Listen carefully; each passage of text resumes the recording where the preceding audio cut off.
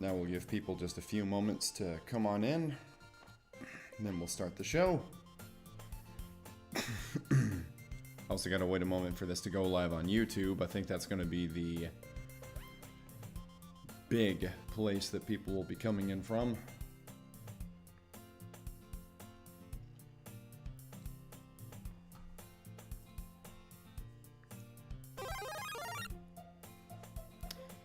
Avon, thanks for the resubscription, man. Appreciate it.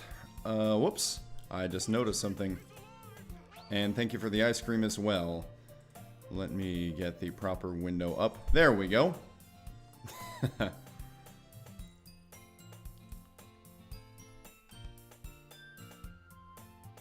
And I just noticed something else as well.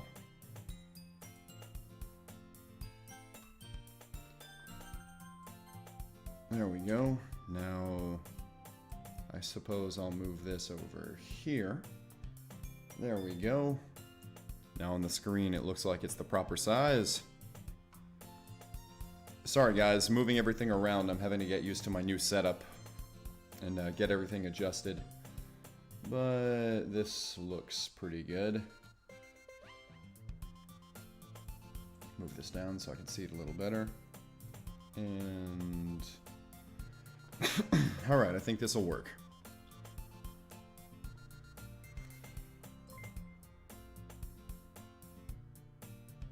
Dante Soman, thank you for the follow on Twitch, man. I appreciate it. Alright, so looking at what we have now, I think we can get started. So, we are back with more World of Dreams, ladies and gentlemen. And we're going to see how far that we get this time. Last time, the day that we ended on, or the day that we finished, was a pretty dissatisfying day, to say the least. Hey, Aiden Tony, thanks for joining us. Like, it was, just seemed very cheesy. It also seemed very off from the tone of the rest of the mod, but let's see if that changes today. So, we're just going to keep on and see where we end up. Let me look at my volume one more time here, make sure everything looks good, and it does. Alright, here we go, let's dive in. I wake the next morning to the sun coming into the window. I can tell Meji's awake. Good morning, Meji. Sleep well? I slept alright. Did you write a poem? I did. Good, so what's the plan today? First we need to try to get on better terms with Natsuki. After yesterday, we need to make it up to her. The player did not do anything wrong. It was Natsuki overreacting, but we talked about that last time. I open the shades, grab the uniform, and head downstairs. How do we do that? I'll think of something. As I brush my teeth, I feel Monika's uniform. It's dry. Alright, you'd better come up with something. Hey, trust me, I will. Uh-huh. After brushing my teeth, I take a shower and change into my uniform. I brush my hair, making myself look presentable. Mirror, mirror on the wall, Jean-Claude Van Damme, I'm fine. Okay. I ain't too short, I ain't too tall, damn if I don't have it all. What the hell is the player doing? You mean me? My brother, you want to take this outside? Is he quoting the Fresh Prince of Bel-Air? Is that what he's doing here? Meji just laughs. I finish and head out to the kitchen. I begin breakfast for me and Monika. Scrambled eggs, toast, and coffee. I'm just placing the finished food on the table when Monika walks in. Oh my god. Oh, come on. Really? That is the cutest bedhead ever. Of course. It's more gushing over Monika. Hey Manu, thanks for joining us. I've got to say, you're a hot mess. I guess I'm not a morning person until I've had. She sees the coffee mug and looks like she's having a hard time comprehending what it is. Cream or sugar? Black. She snatches it from my hand and blows on it, draining the mug. More. Hot mess indeed. I fill it up again and she gulps it down. A sense of happiness overcomes me at seeing Monika like this. I felt that. Why are you so happy that she's acting so crabby? It makes her more human in my eyes. She's comfortable enough to show me how she really is in the morning. Well, I mean, after yesterday and just how cheesy everything that happened there was, I guess it's not too surprising that the two of them are pretty comfortable now. She could have easily hidden that, but she's making no effort to hide how much of a crab she is. It makes me happy to see this less than perfect side of her. I pull the chair out. She sits and begins scarfing down the eggs and toast. I grab a hairbrush and begin brushing the bedhead until it's straight. You're brushing her hair for her. So far, this is almost as cheesy as the last day was, but people tell me that it does get better, so we'll keep going. She ignores me as she eats hungrily. Ah, that hit the spot. Alright, now she's happy all of a sudden. Do you want more? Yes, please, and sorry for how I acted earlier. You mean how you acted like 2 minutes ago? I honestly don't mind. I get to see a new side of you, and that's exciting. And it made me happy that you trust me so much to show me that, and a bit guilty that I don't trust you the same. Don't feel guilty. It's not your fault. After what I saw last night, I can't fault you.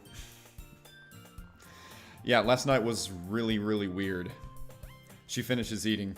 I need to get changed. Where are my clothes? Hanging up in the bathroom. Thank you. She cleans up her spot and then heads to the bathroom.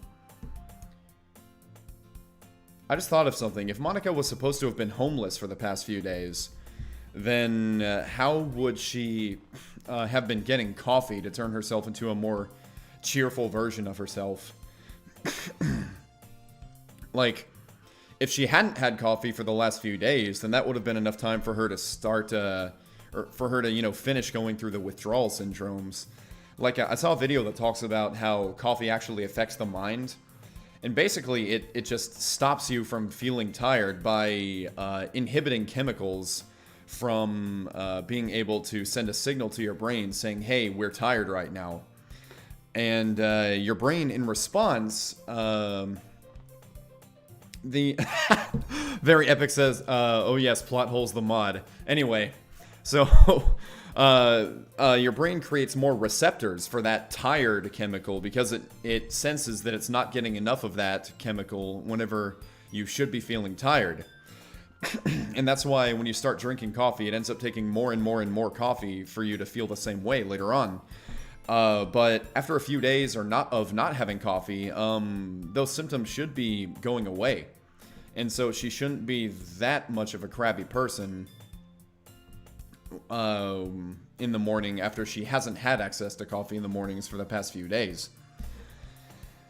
Anyway, she cleans up her spot and then heads to the bathroom. I put some eggs and toast in a spare bento box for Sayori, put it in my bag, wipe my face, and head to the front door and wait for Monica. What about Sayori? We're just going to have to tell her. I mean, if your parents don't allow Monica to stay, I'm sure Sayori's family would love to take her in. But weren't you a bit unsure about that? Yeah, but I want to give her the benefit of the doubt. Ha, I knew you loved her. Meji. I feel my face getting red again. Having an argument again? I chuckle deviously and rub my hands together. We derive endless enjoyment out of tormenting each other. You can't see it, but I'm twirling my mustache. Ha, cheeky bastard. This seems to be a pretty, I don't know, like the tone also seems to be off in this episode so far from what I'm seeing in this day so far. Listen, Monica, I've got to go wake up Sayori. If the circumstances were any different, I'd ask you to go ahead, but I don't want to lie to Sayori about this. I've lied enough, and I'm still lying in a sense. I don't want to hurt her. I don't know. The issue of you staying with me is up in the air with Meji's parents right now. By the way, why is Monica acting so lighthearted after just last night she had what appeared to be an incredibly traumatic experience? Like last night, do you remember, those of you that were last time, she was like shaking and saying, oh, I think I'm going to throw up from fear, and oh, please don't destroy me, that kind of stuff. And now this morning, you know, give her a few cups of coffee, and now she's so chipper and energetic, and she's cracking jokes and teasing the player and Meji. It's almost as if that day didn't happen yesterday. If they don't agree, I'm hoping Sayori will be able to convince her parents to let you stay there. If not them, then other members of the club. I can't leave you homeless. I understand. Alright, if you think it's a good idea. I do. Meji, I'm with Monica on this. I'm a bit unsure, but I can see where you're going with this. He's as on board as you are. Let's go. We head to Sayori's house. I walk in. Sayori, you awake? No response. Oops, there we go. Immediately, the image of Sayori hanging comes up unbidden in my mind. Meji sees it too. Monica didn't fuck with her head. She didn't hang herself. Oh, no, no, no, no, no. Come on, really? No. Go upstairs, Caesar. I'll lead the way. Monica and I rush upstairs, Meiji leading me to the door directly on the right. Come on now. This is a pretty bad insert of drama plus oh never mind. Thank God she's just sleeping. Of course she is. How would anybody not know that? I go to wake her up. As I approach, I see something stuffed in between her mattress. Oh my God. Nah, that's not right. Monica didn't screw with her head in this version, so she shouldn't be... She would still be depressed, but she wouldn't be suicidal. No fucking way. Caesar? What did you... No, oh God. What the hell? Monica looks horrified, almost as if she's going to be sick. Well, Monica played the game yesterday, so she knows what... She knows the significance of the noose. Meiji's heart breaks. I just feel sick to my stomach. Seeing it on a monitor is one thing, but this... No, it's too much. Not again, not again, not again, not again. I mean, well, personally, I'd be looking at this and saying, well, no. Like, I'd be suspicious of Monica now. I'd be saying, Monica, did you fuck with her like you did in the game? Why does she have this? Monica runs out of the room quickly. I run after her. Monica runs to the downstairs bathroom and shuts the door. I reach it just as I hear retching noises. She's throwing up again. Again, look, so she is still traumatized from yesterday. How can she go from being so dramatically traumatized to being perfectly fine to being dramatically traumatized again so quickly? Taking a deep breath, I rush to the kitchen. Searching through her drawers, I find a lighter. I open the window and hold the rope and lighter outside. I flick it on. I watch in utter satisfaction as the noose catches fire. That's a very... Hey, effects TM. That's a very bad idea to try to dispose of a noose. What he should be doing is just hiding it and taking it with him. Because if you set it on fire, then you might set the outside plants on fire. The house might accidentally catch fire. My eyes widen and my teeth begin hurting as I grit them. Hey, Sam Henson. Theo's things trill to Taxe Sayori away from me. Oh, this thing tried to take Sayori away from me. The rope burns quickly. Is that Meiji's thoughts? There now you can never... My best friend ever again. I feel like that was Meiji. Wait, what the hell? What? I hold my head and clutch my temples. It hurts. It hurts so much. It feels like my head's been torn in two. What did I say? Why did I say that? No, why did we say that? What do you mean, Meiji? We? We both said that last bit together. It's like we were merging. What was that? I turn and see Monica sitting on the floor staring at me.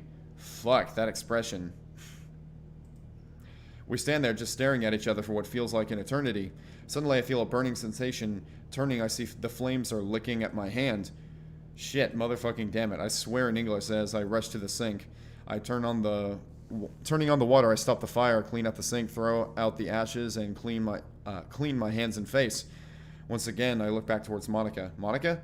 Stay away. Okay, this is new. Oh no. I follow Monica as she backs into the hallway, moving away from me. So I'm guessing the player / Meiji did something really weird there. But what would they have done to make Monica so immediately against them like that? Don't hurt me, please. What the hell did the player just do? Wait, why would she think that? Yeah, why would she think that? If the player acted really weird for about 5 seconds and set a rope on fire, I feel like a more legitimate reaction from Monica would have been, why did you just do that? Oh no, did she see something? I stop and sit down nearby, holding up my hands in what I hope isn't a threatening gesture. Monica, I'm alright now. Is this my fault again? I would look into a mirror out of curiosity because of her reaction. Ah, that's true, Manu. Like the way she's looking at, the way that she was reacting, yeah, it's as if he had changed somehow. I didn't do much. I didn't even mess with the files. Please don't hurt me. I quickly reach over and take her hand again. Monica, remember that you will never become that girl.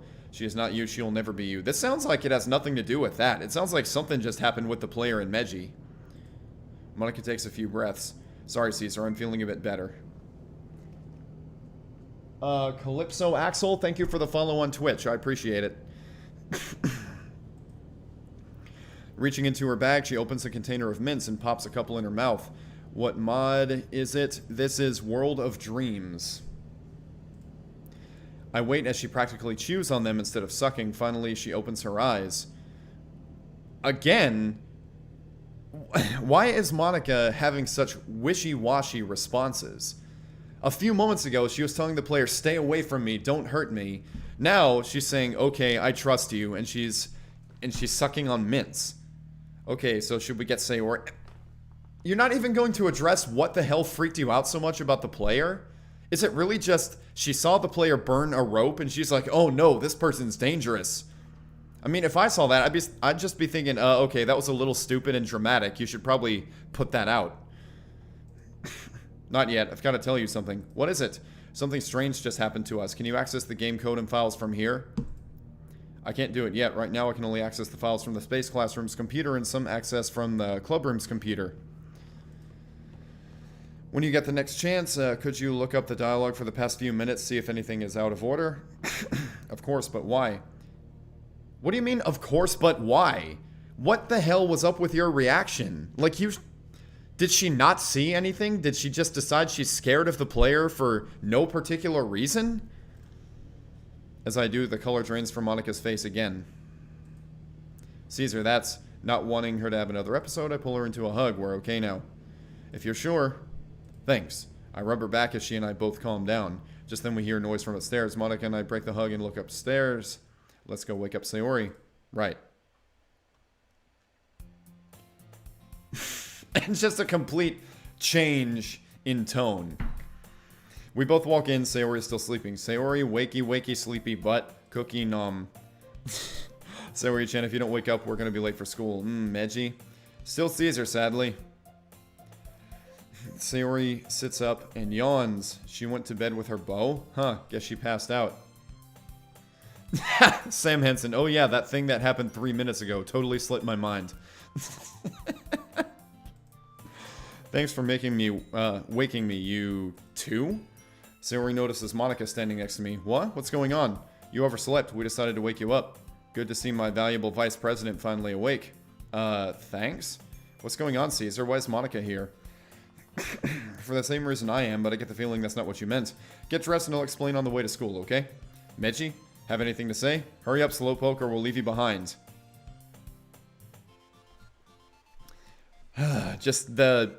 So now they're just, even Meji, who can't even, like if he was to say something, Sayori wouldn't even hear it. Now he's just gonna act like what happened a few minutes ago just totally did not happen. I repeat his words. Meanie, both of you. I hold up the bento box. These meanies brought you breakfast, so hurry up and get dressed. We'll be downstairs waiting. Fine. No peeking. Wouldn't dream of it. Mock and I head to the living room and wait. Zalamatar, I know some people who sleep with their bow on. Never worn a bow, so I wouldn't know. Soon Sayori comes down. I'm ready. She looks at the clock. We're gonna be late. I look at the clock on Meji's phone, 7:35. School doesn't start for another 25 minutes. You're still a mess. I begin cleaning Sayori up again. Let's fix this and this. Monica looks a bit jealous as I help Sayori, but Sayori doesn't seem to notice. Please try and get up sooner. Only if you tell me what's going on. We'll tell you on the way to school. Let's go. We head outside and begin heading to school. I hand Sayori the bento box and she begins eating. As we walk, I quietly explain to Sayori what was happening with a twist. After I dropped you off yesterday, I went for a walk and found Monica in the park, and in the park we went to on Sunday. We got to talking, and I found she had been kicked out of her house recently by her parents. I didn't even think when I invited her to stay the night at Medji's place. Demo Man, Team Fortress 2 says, I just finished this act. It was interesting to say the least. Yeah, so far it's been, it's either been way too cheesy or way too dramatic. Monica, why didn't you tell anyone? I wasn't planning on it, but Caesar found out. I'm sorry, Sayori. Me too. Sayori shakes her head. No, it's okay. I'd have done the same thing, and I think Medji would have too. But what do his parents think? They're still up in the air. But if they don't agree, I was hoping that your parents could take her in. I don't want to see her homeless. I'll ask them tonight. Thanks, you rock. Medji thinks so too. Damn right she rocks. Thanks. We arrive at school. Okay, you two, we should probably get to class. See you guys later. Bye, Caesar, Medji, Monica. We get some strange looks. I lean in and whisper to Sayori. Sayori, only call me Medji in public. I don't want everyone else to know yet. Oops, sorry. Such a Sayori thing to do.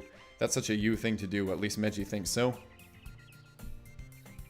Hurry up or you'll be late. See you at the club. I turn to Monica.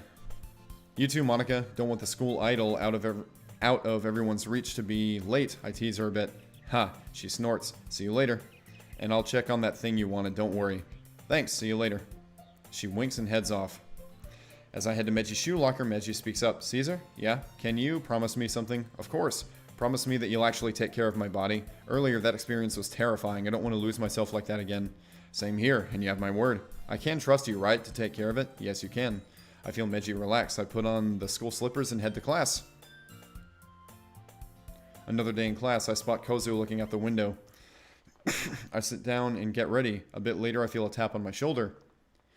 Demo Man says, between those, yeah, it seems like Monica was telling the truth. If the script that forced her to do those... It was the script that forced her to do those weird... Okay, well, I'm assuming they're going to talk more about that later in the act. Anyway.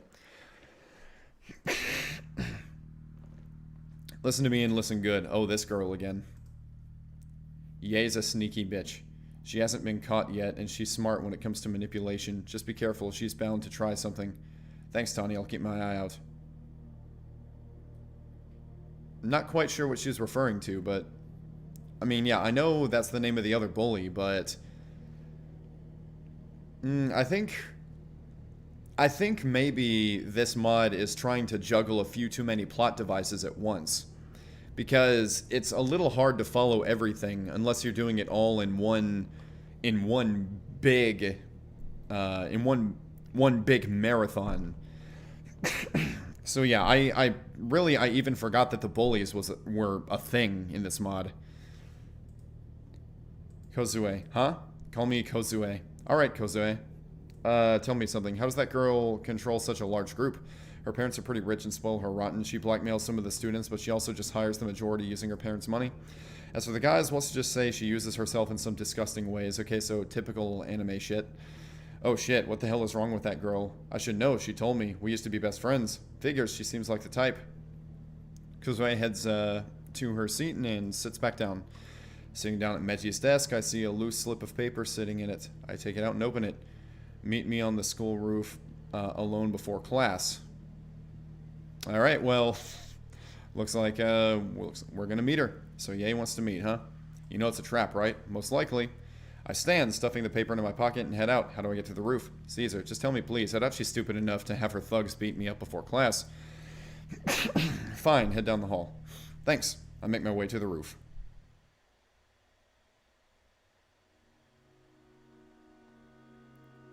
Lamatar says, ooh, drama. I head up to the stairs to a door leading out to the roof. So, is this going to have something to do with Yuri again? I see Ye waiting for me, sitting on one of the benches alone. Looking around, I can't see anyone else. I slowly walk out. Okay, I'm here. What do you want? Shizu, so glad you can make it. Please have a seat. Okay, this is not suspicious at all. I'll stand, thank you. Come on now, I won't bite. Much. Oh god, that look in her eyes. What the hell is this face? Is she supposed to be drunk or high? Like, what is this? She's trying to seduce us. By the way, just looking at this sprite, the chest area really, it really looks like they used the enlarge tool in Adobe Photoshop to get this kind of result. Yeah, I noticed. Yeesh, beautiful on the outside, sick on the inside. I look at her with a placid expression. She doesn't look beautiful. That face does not say beautiful to me. That face says something's wrong with this girl. I should probably get away from her. I look at her with a placid expression. Knowing people like her, I assume she has her thugs hiding nearby in case. Fine, suit yourself. What do you want? So suspicious. Ye stands and walks over to the railing, leaning against it in a purposely seductive manner. By the way, I like how they're having Ye be seductive minutes after Kozue said, oh, by the way, she's going to try something. She tries to, you know, seduce the guys into liking her. Like, I feel like it probably would have been more appropriate to have those two things happen in reverse. So, having her, you know, be all weird and seductive out of nowhere, and then having Caesar and Meiji be like, what the hell was that about? And then Kozue explain it later. Like, I think they put the cart before the horse on this one. I noticed her skirt seems shorter than most girls I've seen. Is that intentional? You impressed me yesterday. I raise an eyebrow. Okay, how? Ye turns and walks over to me, grinning. You stood up to me. That took a serious amount of balls. She presses her arms against her breasts, accentuating her bust. Ethan Wobser, Morbius Green just told me Ye is not supposed to be drunk or high. Well, okay, so she's just loopy then. And if there's one thing I like, it's guys with balls like that. Among other things. Alright, yeah. Like, this face is scary. Like, this is a scary expression. I shudder a bit. Despite my intentional loathing of this girl, there's no denying she's extremely attractive. Just then, though she backs off. I heard about how you handled Kozue on Monday, too. That useless bitch could never hold her temper. Wait, aren't they supposed to be friends? Well, no. Didn't Kozue said they used to be best friends? I had no idea nobody nerd like you was that capable. What? All I did was dodge, though. What the hell is she getting at? What are you getting at? You're pretty protective of your friends in the club, aren't you? Is she threatening the club? Ye twists her hair in a seductive manner. I think you and I could become great friends. I'm questioning what her end goal is here. I scratch your back, you scratch mine kind of thing. You'd be able to scratch all you want if we become friends. She bites her bottom lip while looking at me with wanting eyes. Oh boy, she wants us to become one of her fuck toys. Oh, hell no. Ye turns away and looks out at the ocean. I don't offer this to just anyone you know, only those I really like. Well, that's not what Kozue said. Or want to control you, Harpy. I glare at her and she laughs. Oh, don't give me that look. Listen to me, Chisu. If we're friends, that busty bookworm and her friends in your little club will be kept safe. Wait, so she's saying... so, basically, she's saying, have sex with me, or I'm going to terrorize your club. That's a Kawahashi Ye guarantee. You seriously expect me to do that? It's all on you, Chizu. I expect to hear your answer very soon. Well, the answer is that this is threatening. And that you could get some authorities in on this. This is a form of sexual accosting, and it's also threatening. It's, yeah, threatening harm against somebody if they don't perform sexual favors on you. I think, yeah, that goes beyond sexual misconduct. That just goes being straight up sexual accosting. So yeah, this could very easily turn into a legal issue. She walks past me, purposely brushing her arm against mine. Don't make any stupid decisions. The benefits of being my friend far outweigh the negatives.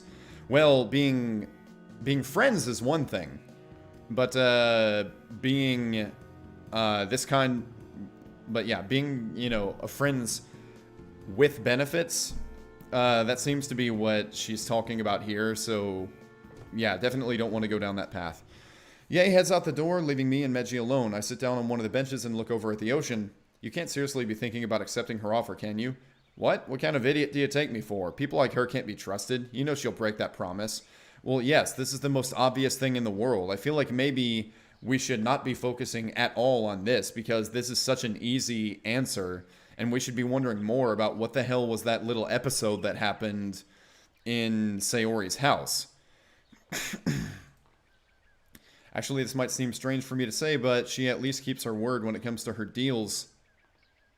Meiji, come on now. I'm still not going to do anything. Good, although I'm sure she knows that. Yeah, that's true. Looking at Meiji's phone, I realize we have a few more minutes before class. Damn, we're going to be late. I rush back to class. I make it with minutes to spare. I like that. It was a few minutes to class time, so they rush to class, and they have minutes to spare. The teacher comes in a little while later and starts the class. All morning, Meiji worries about Yae and her goons. Why are you worried about that? Why are you not more worried about that weird episode that happened in Sayori's house this morning? I put the incident out of my mind and just busy myself with taking notes.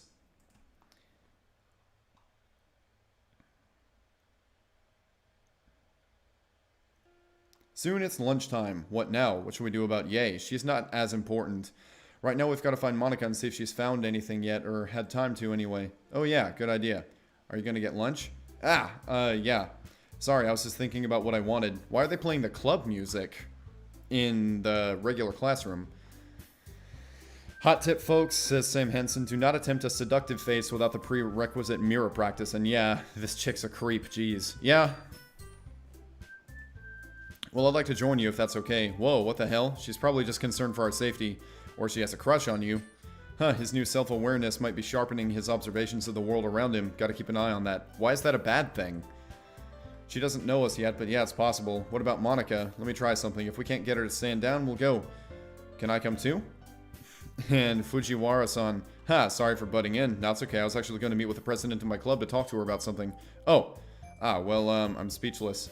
This classroom is full of two incredibly cute girls. Yeah, wow, well, you know, way to stay loyal to Monica with how much you've talked about her in the past there, bud. Like, I get it. This is supposed to be a nod to the original game, but... but, come on. Couldn't resist. I smile a bit at them. How about a rain check? Sure. Sorry about this. If you really want to eat lunch with me, we can, just not today. Sounds good. See you later, Chizu-san. Call me Meiji. Then you can call me Mori. Sure thing. See you later, Mori. Kozue. Bye, Meiji. Yeah, bye. I head outside and walk towards the club. I walk in and see Monica sitting at the teacher's desk. So we're back to this music. Oh my god. Alright, what is it this time? What's Monica overreacting about now? Monica? Hey, Caesar, Meiji, I'm glad you're both here. I think I found out what happened. Come take a look at this. I walk up and look over her shoulder. She has the dialogue history up. Not sure I like this. There's nothing we can do about it. Look here. She points to a line of dialogue, the one where Meiji and I had both said something about the news taking Sayori away. The text is glitched out. Look at the name. What the... Who the hell's Plagy? Plagy? Us. When... I get it. Us, when we merged. Shit. What is that? I don't know, and that's what bothers me. The code isn't much clearer. She brings up a second window which shows a bunch of code. She points the mouse to a certain spot in the code which shows the same text. I can't make heads or tails of it. Monica, just relax. We'll figure this out. I put a hand on her shoulder. Quickly, she reaches up and grabs my hand. I know, I'm just terrified. The thought of losing you is too much sometimes. So, I don't understand why this would be something necessarily to freak out about. It's just occasionally, yeah, the two characters are going to say something at the same time. And, there hasn't been anything yet that says, and these two now are going to merge permanently. Like, if Monica found something like that out, then yeah, that would be a reason to freak out. But you haven't seen anything like that yet. The thought of losing you is too much sometimes. I mean, you don't know if you're going to lose them. For all you know, this was just a one-time thing. You would need to look at the rest of the code before you find that out. You're not going to lose me. You mean it? I do. As for this, keep an eye on it for now. I should go. I just hope those two don't ambush me. Who? Kozue and Mori both asked to eat lunch with me earlier. I turned them down because I needed to see you. There's...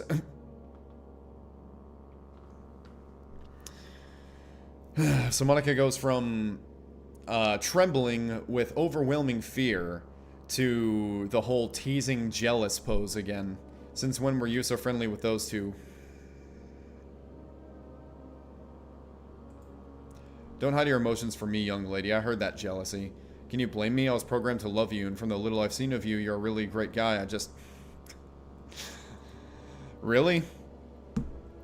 Well, how about this? Let's just go to lunch, you and me, and if those two girls do ambush me, I'll say I'm having lunch with you so we can talk. Sound good? You mean it? I would really like that. Thank you. Why is this weird music still going on? As we head to the cafeteria, I feel nature's call. Monica, grab me a spot in the cafeteria, would you? I'll be right back. Sure thing. As I head to the school bathrooms, I see Yae leaning against a nearby classroom door. She spots me and walks up. Well, hello again, Chizu. Have you thought about my offer? I sigh. This girl is seriously messed up in a Yuri Act 2 way, if not more. I thought I had more time. Hey, I'm being generous with my offer. Sure you are. Come on, you and I can have some good times together. I'm sure a virgin like you could use it. Well, that's one thing. We don't know if the player is a virgin or not. I mean, being in a club full of girls, you must be bursting, right? Wow, this chick's kind of vulgar, isn't she? Oh god, she's even more messed up than I thought.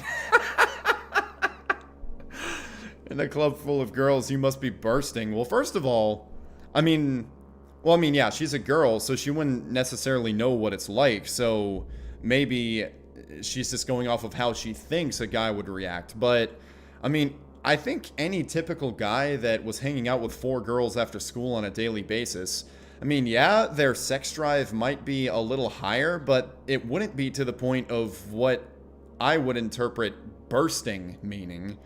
So, I mean, wow, that's why that cracked me up so much. I frown at her angrily. I did tell you to think about it, remember? See you soon. She begins walking past me when I suddenly snap. You know what? I have my decision.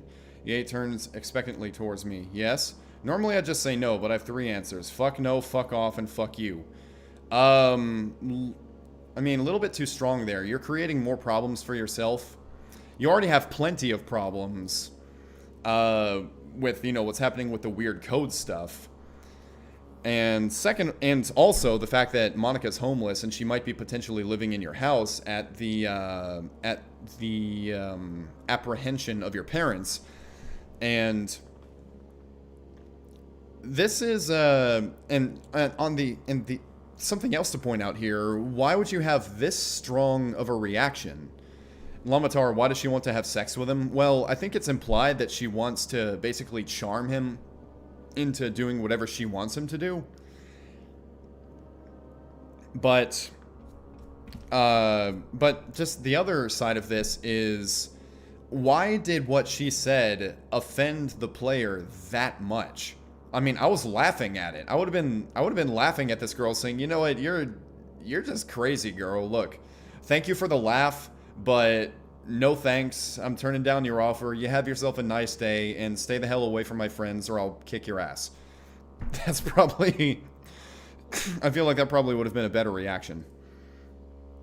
Oh, okay, now she's getting angry. Why the hell should I join someone as rotten and miserable as you on your glorious rampage? Why are you going on such a tirade about this? I refuse to join your pitiful little band of thugs. Are you absolutely sure about that, Chizu? I've never been more sure of anything in my life. And this would also be the point where you should probably say, and if you try anything, then I'll go to the authorities and tell them that you sexually accosted me and tried to bribe me into doing sexual favors with you just so that you would leave my friends alone. Because, yeah, she could be potentially sent to juvie hall over something like that. Or at the very least, she could be suspended from school. Yae comes up close, glaring at me. Her voice is low and threatening. You have just made a terrible mistake. I mean, yeah, jot that down as another threat, another part of her sexually accosting him, and boom, go to the authorities, get her locked up. I'm gonna make you regret those words. Yuri, I keep saying Yuri. Yay, storms off, her body trembling. Why do I feel like she's right? I'll keep an eye on her, don't worry. File a police report about this, man. Yeah, exactly. Exactly, Demo Man Team Fortress 2 is right. Like, from this point, yeah, you should just deny the offer, and if you legitimately do feel threatened, then file a police report, let the teachers know what's going on. You don't have to just, like, shout at her and let her continue making these threats just in case she does do something. Like, yeah, she might go and try to harm Yuri or Natsuki. She said, your club members will be safe if you do what I want you to do. I mean, that's a threat. Hey, Prox. So, yeah, you could... I mean, there are many people that you could tell about this. That's not very reassuring. I continue towards the bathrooms. You too, huh? I am a bit nervous now. People like her don't like being snubbed. Then why did you... Well, not only did you snub her, but you just, like, you laid into her kind of unnecessarily. If I have to guess, I'd say she's an attention whore, and with the money to back it up, no less. We should really tell someone about this. Yeah, true. I'll tell Monica when we get to the cafeteria. Well, I think Monica, to a certain degree, is going to think that you're an idiot for escalating the situation. You could have just simply declined the offer and moved on.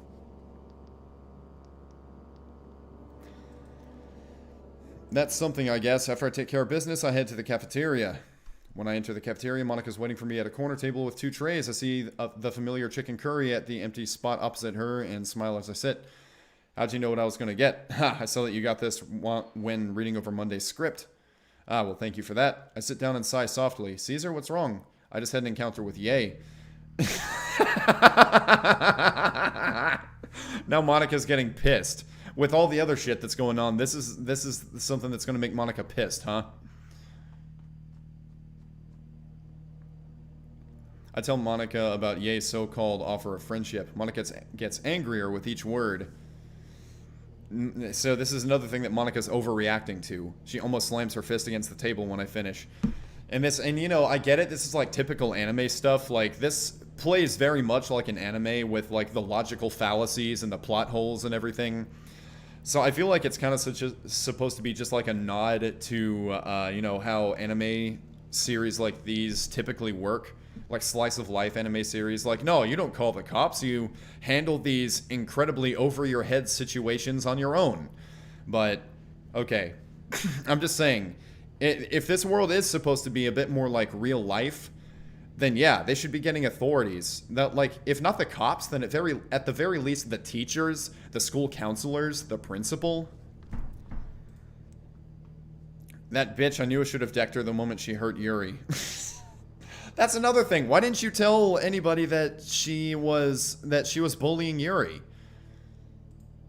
Whoa, calm down there. Caesar, you don't know how bad she is. Kawahashi's pretty rich, and she's been known to get students expelled. Oh, damn it. I need to watch the other girls closely now. Hey, don't look so upset. Remember who you're talking to. Monica? Monica lowers her voice and leans a bit forward. I won't delete her. I could just make life tougher for her. Well, okay. If that's the case, why don't you alter the script? So if Monica can, to a certain degree, alter the script, then why doesn't she just make it so that Ye does not have the ability to get students expelled by, you know, just throwing money all over the place? And that way she's less of a threat. Like, you don't have to, you know, like, torture her. Just make it so she can't threaten you with anything. Monica. It happened again, didn't... Alright, now she's crying again. Well, Monica, no. I'm actually, to a certain degree, with you on this one. If you do still have the ability to manipulate some of the files, then maybe that's one thing that you should consider doing. Make it so that Ye doesn't have all of this money, and she can't manipulate, I guess, the faculty and staff with money to get kids expelled. I assume that's what they were going for there. Just take those abilities away from her. Put her in a situation where she can't do those things. Monica, listen to me. She looks over at me. It's okay, I know you mean well. Besides, you won't become the Monica from the game. She stops trembling. Let's change the subject, huh? She nods. I'd like that.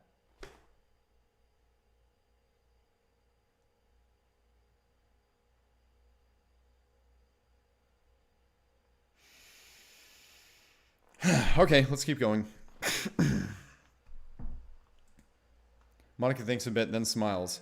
Oh, you never told me about yourself and your world. Please tell me about you. Yes, these are the things that we should be talking about right now. Not the 4 or 5 different plot devices that we're currently going through. Only if you tell me about you too. Alright, now they're talking about each other. It's happy times again! Hey, let me in on this. Greybook Cage says, but that would need intelligence, something they don't have much of. Oh, Meji wants to join. That's fine, I'd love to be friends with you too, Meji. I'll start. I was born on January 11th, 1999 in my town's general hospital. Okay, so this person is almost 7 years younger than me. My parents were in their last year of college, and that wasn't really planned, but they both drop out of school just to get more work to support me. My grandma on my mom's side actually let my parents move into her house for a few years, and one of my first memories was playing in my parents' bed in the basement. Basement? There was no room upstairs? Oh no, you misunderstood. In America, some houses have what is called a mother-in-law apartment, or suite. It's basically a miniature house underneath the main house, or separate. This one had been a basement until my grandma had it converted. There was a small living room, a kitchen, a bedroom where my parents slept. Yeah, but that's the thing, Demo Man. It also went from 100 back down to 0 real fucking quick. Grandma would always have us for dinner to help us save on food money. Your parents sound amazing. I sense a bit of envy there. They are. When I was about 5 years old, my dad got offered a higher position at his job, but only if he finished his degree. My grandma helped pay for some of the tuition, and Dad used some of their savings for the rest. I didn't see a lot of Dad that year, but he made sure to spend major holidays with us like Thanksgiving, Christmas, 4th of July, stuff like that. And my birthday, obviously. Did he graduate? Oh yeah, he did. He started making enough money that we could afford a small apartment nearer to work. When I was like 7 or so, Mom went back to finish college herself. When she was done, she got a better paying position too, but she wasn't selected like Dad was, so she worked her ass off for it. Well, I mean, Dad did too, but they asked him personally. We moved again when I was 8 into our first house, and we lived there for 5 years. I missed that house. Why'd you leave it then? It wasn't by choice. There was a fire, and we lost a lot. A lot of precious mementos burned. I'm so sorry. I'm glad you weren't hurt, but it really is a shame to lose all those memories. By the way, I'm wondering, is this the mod creator's personal backstory? Because if so, that would kind of solidify my theory that this is supposed to be a self-insert fanfic where he falls in love with Monica and they live happily ever after, and she somehow enters the real world. It was. Mom and Dad did insure the house, though, so we got some money for the insurance policy. They used that to get all new stuff for our newer, bigger house. Good. My high school years weren't exactly much to talk about. I was a decent student. After I graduated, I started going to my town's local community college, but after 2 years, I transferred to another college out of state. After, all of my college classes were online, so I could work more often and pay my share of the rent. I work at the same company my parents work at. I'm part of the accounting department. Not exactly high up in the company, but I'm good with numbers. What do you do in your free time? Well, I like to do things Meji likes, I suppose. Anime, manga, games, but I also like to read books. And I write too, not just poems, but full-blown stories. I'd love to read one sometime. I'd love to have your opinion. How about this? After we stop the game from actually happening, I bring in what I have and share with everyone. Couldn't I read it before them? Damn, she's one foxy woman. No argument here. Yeah, I'll let you read them first. Anyway, you or Meji want to go next? Let Meji go. You sure? You sure. Yes. Alright, well this is going to be a bit unusual, so bear with me. I'll repeat everything. Proc says, partially correct the fanfic part. I was born on July 21st, 1999. Mom and Dad already had an older sister, Aiko. They raised us both pretty well, I think. I met Sayori when I was about 5 or so. Anyway, it might be hard to believe, but we didn't really start out as friends. Wait, really? That's surprising, considering that you're all she ever talks about. Yeah, well, we eventually became pretty close. We've always gone to the same school. When we were in middle school, I guess that... excuse me. I guess that was when things started to go downhill between the two of us. Wait, how? I don't know, I guess it started when someone confessed to her. Whoa, hold up, someone confessed to Sayori? Yeah, it was this guy from her class. She's always been friendly to everyone, and I guess this guy took it the wrong way. That makes sense. I mean, I've been confessed to a few times. Lots of guys take friendly chats as a sign that someone is interested. Lots of guys who don't know that much about how to talk to women. Yeah. Which, unfortunately, in today's world, as people are getting more and more socially isolated, unfortunately, there's a lot more younger guys that that don't really know that much about how to talk to women, and vice versa. There are a lot of girls that don't know how to talk to men either. Anyway, I'm guilty of that, so don't worry. So, I thought she didn't need me around anymore. Dude, she totally needed you then, and she needs you now. Morbius Green said it's not his backstory that the player is talking about. Okay. Caesar, are you crying? Huh? No, sometimes Meji's emotions bleed through and there's a physical reaction. That hasn't raised any red flags for you? I have been a bit preoccupied. Right, sorry. It's fine. Meji? Well, there isn't much to tell after that. I retreated into my own bubble until this past Sunday. I understand. Meji, I know, I may not know Sayori as well as you, but I know she cares deeply for you. You come in conversation a lot. I feel my cheeks flush. Now it's your turn, Monica. Ha, right. I was born September 22nd, 1999 in Okinawa, believe it or not. According to my memories, I'm half Japanese and half American. My father was an American soldier stationed at Camp Courtney, and my mom was the daughter of a local small-time businessman. I guess my grandfather was opposed to the match and gave my mother an ultimatum. Abort me or marry someone he had selected for me. Wow. Why does she have to do either of those things? She chose the latter. I wouldn't have learned this if I hadn't gotten a letter from my biological father which explained all of this. Why did the mom have to do either of those? Like, what would have been the penalty for her if she didn't go along with that? Would it have been that they would have cut her off? Like, could she not financially support the child? And they would have cut her off? Because if so, then, you know, American soldiers, they make enough money to be able to support a wife and a child. Like, she could work, he could continue getting a soldier's salary, and then when his deployment is over, they could all move back to America. Anyway, even though I haven't seen it since the game started, it's one of my most precious mementos. It's back at my home, sadly. I find myself clenching my fists. That's holy shit. It never happened, remember? Just because it may not have happened doesn't mean it isn't going to affect you. Memories, fake or otherwise, are part of who we are. Right now, you're as human as I am, and as human as Meji, Sayori, Yuri, and Natsuki. I suppose you're right. My stepfather and mother moved here a month before I was born. My stepfather doesn't know I'm not his real daughter, and I don't think he really needs to know. He was very strict in raising me to be a proper lady. He pushed me to be my best. My entire childhood was filled with my father and mother making sure I got the best education. I've been a straight A student, the best of the best. If I got one answer on a test wrong, I was severely punished. Well, that's child abuse. So if that was happening, I think even in Japan, you could... well, I mean... I think now in Japan, yes. Maybe 20 years ago in Japan, maybe not so much. I was always popular at school, and when I joined the debate team, my parents were so proud of me, but you know what happened after they found out about my quitting and starting my own club? Monica, I'm so sorry. Don't be sorry, I'm lucky you and Meji are both kind enough to have let me stay in a warm place. Well, neither of us would be able to live with ourselves turning someone away, plus Sayori would kill me. I repeat what Meji says, Monica simply laughs. Ha, she probably would. True. Monica then looks at her phone. Shit, sorry to cut this short, but lunch is almost over. Swearing from you? Why, Monica? I didn't know you were so... Or, why, Monica? I didn't know you were so naughty. I give her a playfully yet somewhat sultry wink. I mean, after the shit that happened with, you know, creepy McWhorebags earlier, you're gonna make comments like this to Monica? I feel like if somebody that I was disgusted by had made that kind of sexual advance and sexual accosting on me, then making any kind of sexual reference would probably be the last thing on my mind for the rest of the day. What, just because I'm a girl I can't fucking swear, you magnificent bastard? No, of course you can fucking swear, you magnificent bitch. Okay, now they're just having fun. Damn right I can. That felt kind of freeing, actually. My parents would kill me if they heard me.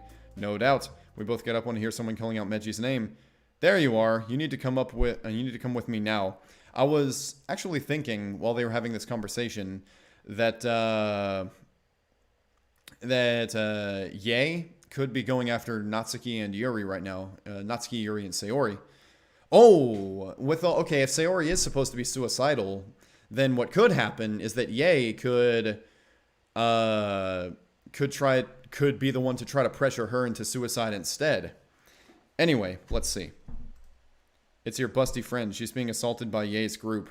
There you go. So now you have even more evidence to show that she was sexually accosting you. Monica, let's go. Right. Monica and I run around the school following Kozue. I see the group of students ganging up on someone. Oh gee, I wonder who it could be. Anyway, I actually saw this one coming, so I probably would have asked Natsuki and Yuri to have lunch with me that day too, just in case EA did try something. There are bits of paper scattered everywhere. I hear the students chanting cut, cut, cut and the sound of a girl sobbing. I'll handle the crowd. You two get Yuri away from here.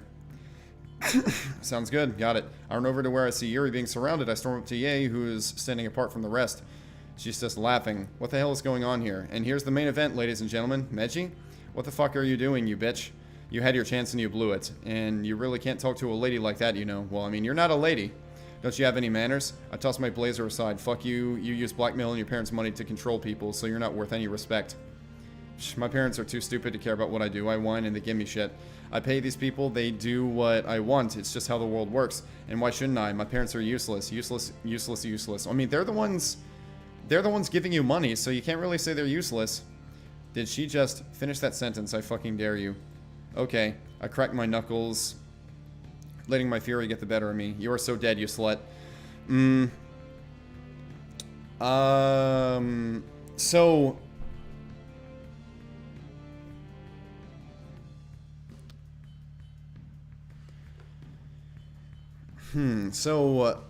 I think what he could do in this situation and not get in any trouble is he could physically make contact with her in a way that that prevents her from further attacking Yuri. But since he is not being physically assaulted by her, if he attacks her, then he's going to get in some pretty serious trouble as well. Especially considering this is a guy attacking a girl. Even though these are pretty serious circumstances, and Ye is definitely in the wrong here. She's bullying another student. He's still playing with some pretty major fire here. So we'll see how this goes down. Someone grabs me. Not so fast, bastard. I reel from the blow. Shit, that hurts. I collide with a tree and the student grabs my collar. Just stay down, it'll be easier. No, it won't, you fucking bastard. I kick him in the nuts wildly. He falls over. You're next, you fucking skank. You're not going anywhere, and don't bother telling anyone. No one will believe you. Monaco, Kuze, and take Yuri and get the fuck out of here. Well, what do you mean nobody will believe you? He has 3 witnesses. So, yeah, just... That's 4 witness accounts, 4 eyewitness accounts to say everything that was going on here.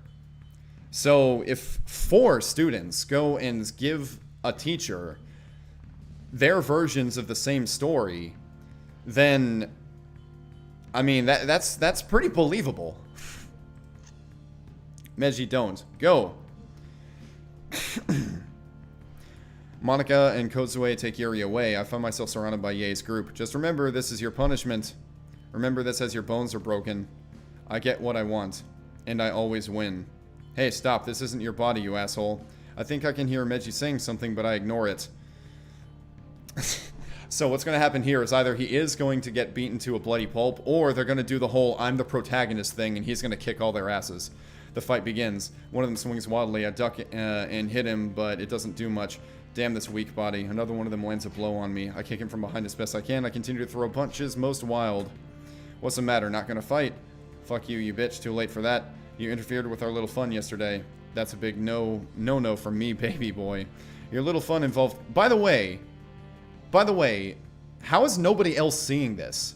Like, you don't think that the rest of the school, not one teacher is gonna witness one student just getting wrecked by a group of other students? They didn't notice Yuri being bullied. Now they're not going to notice the player being bullied either? Come on. She's a freak, just like your little literature club. That bimbo cuts herself and collects knives. How does that not scream freak to you? Well, you know, if I was getting beaten down by multiple other people, I wouldn't give a shit what anybody's saying. I would just... First of all, I'd be trying to just... get myself into a position where they can't hurt me anymore. Whether that be trying to get some kind of physical advantage over them, or if they're too strong for that, then just trying to get out of there. I continue fighting, but my anger and lack of fighting abilities is beginning to take its toll. I don't know much about her. Why are you talking right now? That is the last thing that you should be doing. Aiden MCGU, thank you for joining us. Likes and dislikes, but I wouldn't like her any less if those things were true. You're giving this little monologue while you're getting your ass beaten. This hurts. I get kicked in the stomach. I fly back into the tree, the wind being knocked out of me. I'll kill you. Ah, you can't hit a girl, remember? But I can. Kodonoa, what the hell? You. That's enough out of you. Bitch, please. You can't fight, and you don't have the guts to. I watch in shock as Kodonoa slaps Ye across the face hard, leaving a red handprint. The group has been beating me up. Stop. Gasping. My, you really do have some balls after all. Well, when I'm done with this virgin loser, I'll deal with you. Let Meiji go. Who, since when were you on first name terms with this freak? None of your business. Now stop this before I bring the proper authorities into this. Thank you! Good lord! Finally, somebody is doing the proper thing here. Holy shit, she just became my favorite character. Like, she's the freaking logical one. She's saying, cut this shit out, or I'll bring the authorities in on this. They're just as useless as my idiot parents. You mean the teacher, the principal, the superintendent, the juvie hall guards, the police? I mean, all of the witness accounts. Now, she has seen the whole thing too. That is 5 witnesses. 5 people can now go and file a police report against this girl and have her taken away. Especially our principal, that useless old bastard. You don't need to go to the principal. You can go straight to the police about this. Useless old bastard, am I? Oh, here we go. Yay, smug grin falters as she goes pale. God damn it, Caesar, I swear that I'll... So the principal saw this. So a teacher actually did see this happening. Ugh, damn it, what just happened? Sir, I didn't mean... I don't want to hear it. More teachers begin showing up, all looking upset. Well, finally these assholes show up. They didn't hear the student commotion going on earlier. They're in the fucking courtyard. All of the windows in this area... should have, like, oh, well, yeah, all I'm going to say is perfect fucking time to show up, teachers. You're going to watch the fight and then just, like, enjoy yourself a little bit saying, oh, okay, let's see who would win this fight. And then when you know who would win, then you're going to show up.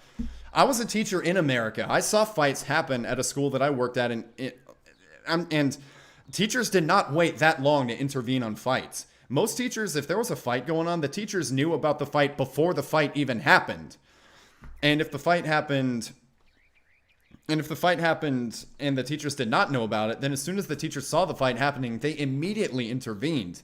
They didn't just, like, stay in their classrooms like, oh, do you hear a noise?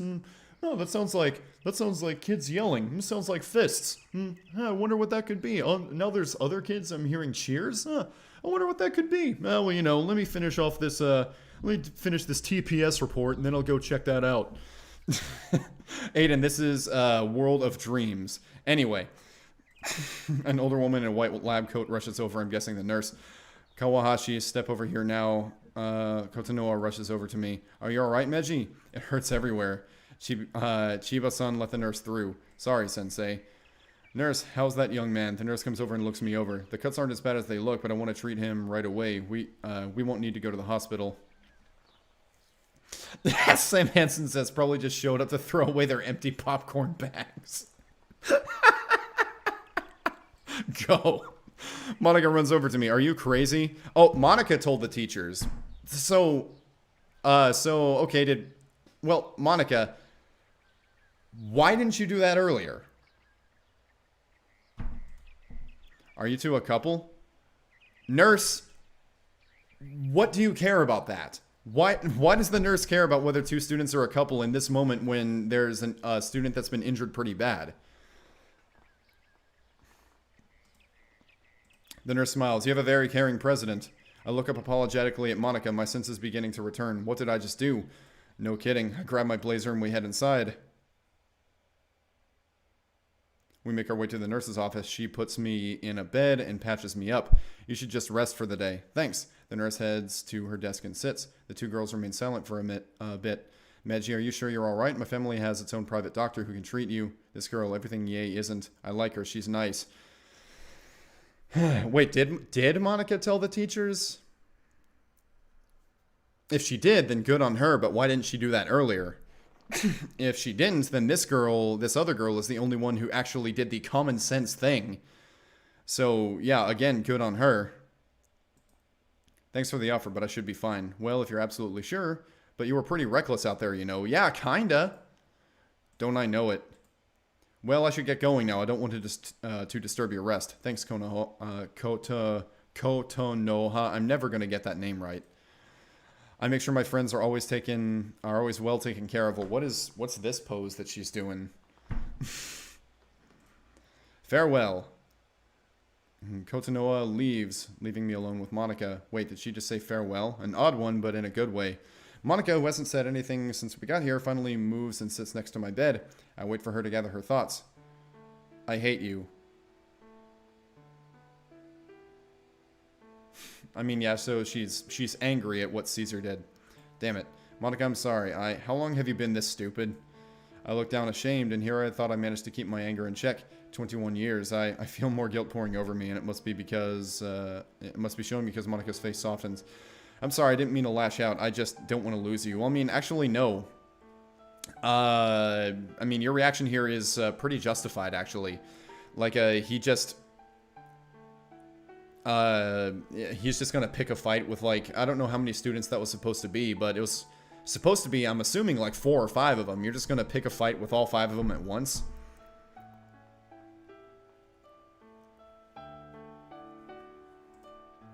Monica, I reach over and take her hand. You've every right to be angry at me. Yes. Yes, she does. I acted stupidly, I know that. Hold on. I'm trying to read that name. Aiden MCGU, thank you for the follow. Let me actually go ahead and extend this so that I can read follows a little bit more clearly.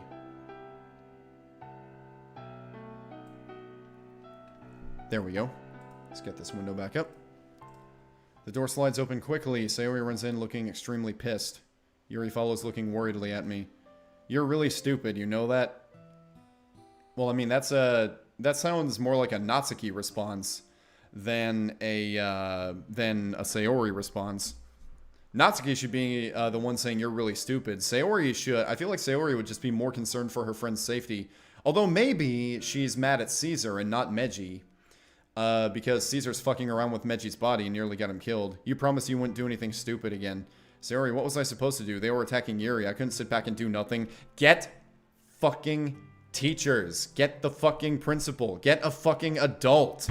Get a fucking authority figure. Get the SRO. I don't know if SROs are a thing in Japan, but if they are, get the SRO. But I think I really went way too far. Yeah. Are you alright? You look terrible. I look at my injuries. To no surprise, it doesn't look like I was hurt as much as I thought. I look worse than I feel, but are you alright? They didn't hurt me. Monica and Tani-san got there just in time. Good. What about your book? My book. It's destroyed. I'm sorry I wasn't there to help sooner. I know you like that book. It's okay. It's just a book. Smiling sadly, I slowly stand. Walking over, I wrap my arms around her. She falls into my shoulder, sobbing hard. It was more than a book to you, wasn't it? Yuri continues crying, gathering her thoughts. I got that book from my grandpa before he died. It was precious to me. I moved back to the bed, sitting down with Yuri. Grandpa loved reading as much as I did. He would give me books, and that was the last one I ever received from him. Ethan Wobster, can you define SRO? What is it? It's a school residency officer. So, it's like, American schools, they have, SROs, school residency officers. Basically, it's a police officer that stays on campus to make sure that everybody's safe. And some schools, like some bigger schools, could even have 2 or 3 SROs, but most schools, I believe, have just 1. But yeah, it's just making sure, there's an officer on campus, so if something like that does go down, then the officer can handle it. Also, SROs also handle things like, they might catch kids trying to ditch school in the middle of the day and just send them back to class. They'll occasionally do like, they'll have, like a drug sniffing dog come in and search, like sniff the lockers if they feel that anybody might have brought drugs to the school, something like that. Anyway. Oh, damn. Yeah, I swear the next time I see you, I'm gonna tear your throat out. You didn't learn your lesson, huh? Dumbass, you... Ah, fuck it. I blink. Meji yells at me furiously, which snaps me out of my returning anger. Demo Man says we need SROs in Turkey then. I mean, yeah, the SROs at my high school, they were both really cool. Like, you know,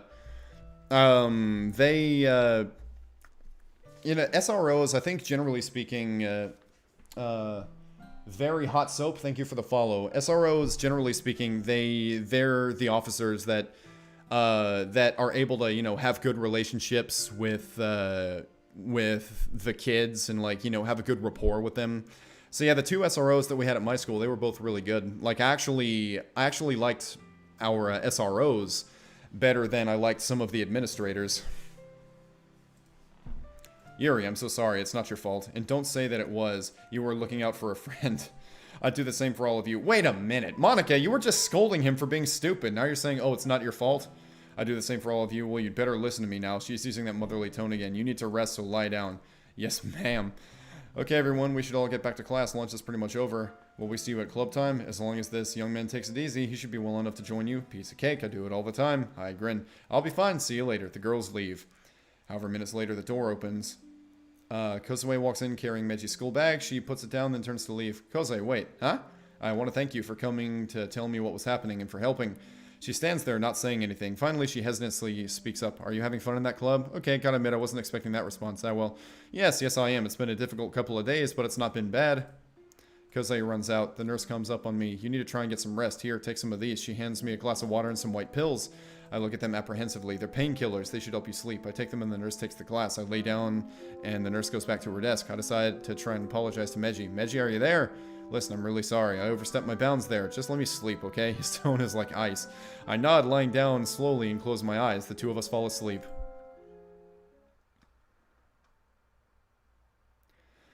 Alright, I wake up hours later. So guys, it's been a little over an hour at this point, so I'm going to take a quick break. Gonna drink some water, rest my voice, all that good stuff. So, give me one moment here to set the ambiance.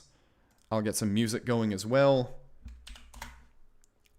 And I will be back in a few minutes.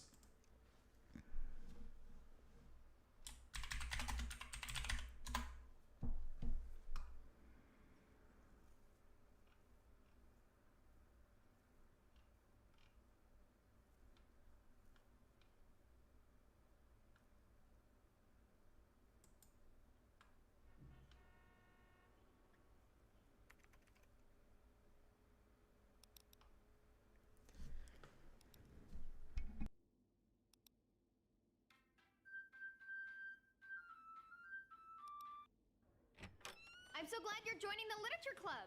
Hey, I never agreed to join. Oh, wow, Sayori. Who's your friend? He's our club's newest member. That's not set in stone. This is Monica, Yuri, and Natsuki. And you already know me. Welcome to our meeting. Are you into reading? No need for being coy. We'll improve your uptake. Have a freaking cupcake. And must you bring a boy? Time to write some poems. Don't be scared to show them. The festival stays away. You could help with baking or with banner making. And I'll walk home alone today. Maybe we're friends, maybe we're more. How can he love a simple girl next door? I'm just not the type he's looking for.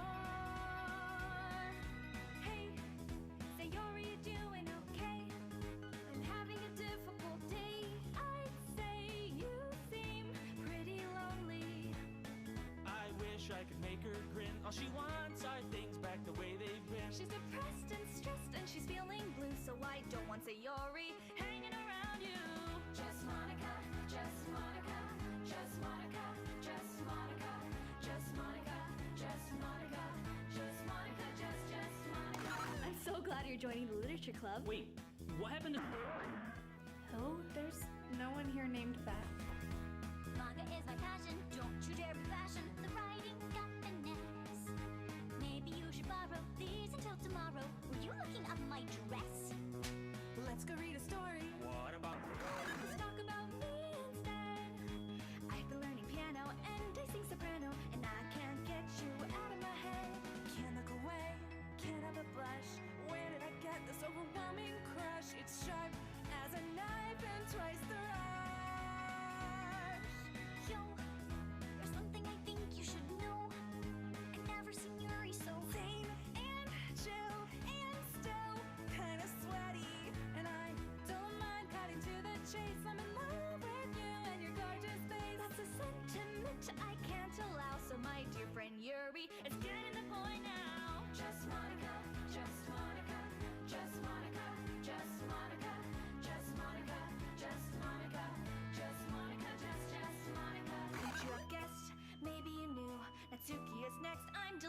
too.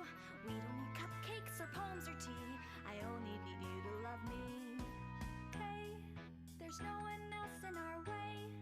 So look at me and just say right here, my dear, that you love me.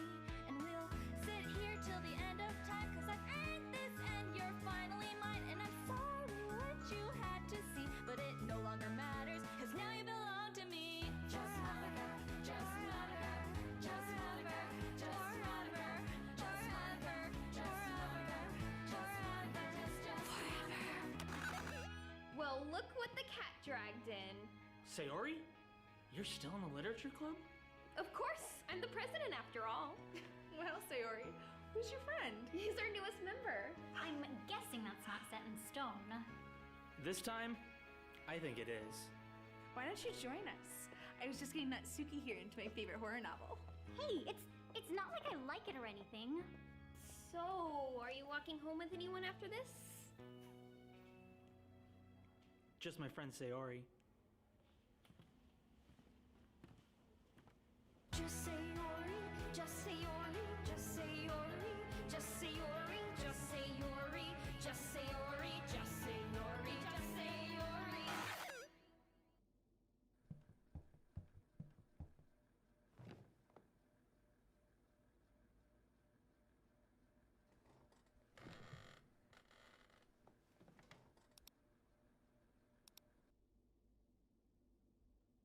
I walk to school with my best friend. Surprise, surprise, she's late again. She's got a club she wants me in. Don't think I've ever raised a pen. I'll consider it sure. No fan of literature. Books with less pictures than words leave me a little bit bored. Hey, they promise cupcakes, so it's a chance that I'll take. Four gorgeous girls await me. Okay, I think that I'll stay. Sayori's aloof and cute. Natsuki's sweet and cute. Yuri is deep and brooding. Monika's brains and beauty. There's a festival needs planning. Swear I won't leave them hanging. So many clubs to rival us. I guess it's just the five of us. Just the five of us. We can make it if we try. But each day that passes by is tearing pages from my mind. Just the five of us. No escaping if I try. Though these maidens may seem kind, there's something going on behind.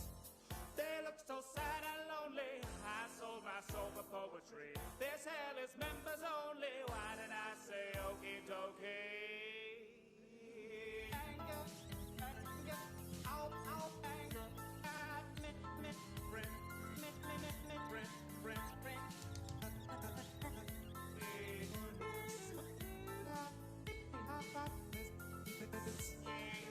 I walk to school alone again. I'm not a guy with many friends. I got no club, I've time to spend, so I read manga and stay in.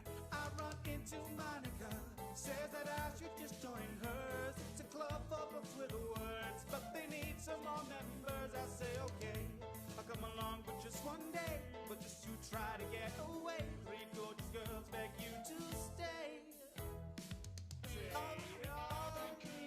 Natsuki's brutish cutie. Yuri is too into me. Monika's brains and beauty.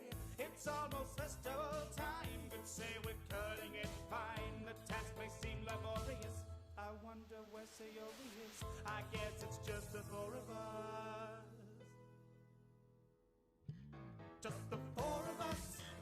We can make it if we try. But each day that passes by is tearing pages from my mind. Just the four of us. No escaping if I try. Though these maidens may seem kind, there's something going on behind. They look so sad and lonely. I sold my soul for poetry. This hell is members only. Why did I say okie dokie?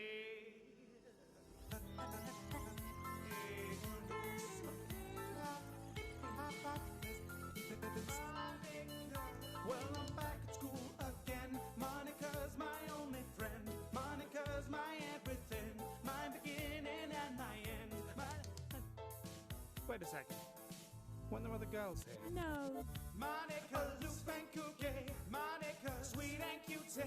Monica, deep and brooding. Monica, brains and beauty. Monica.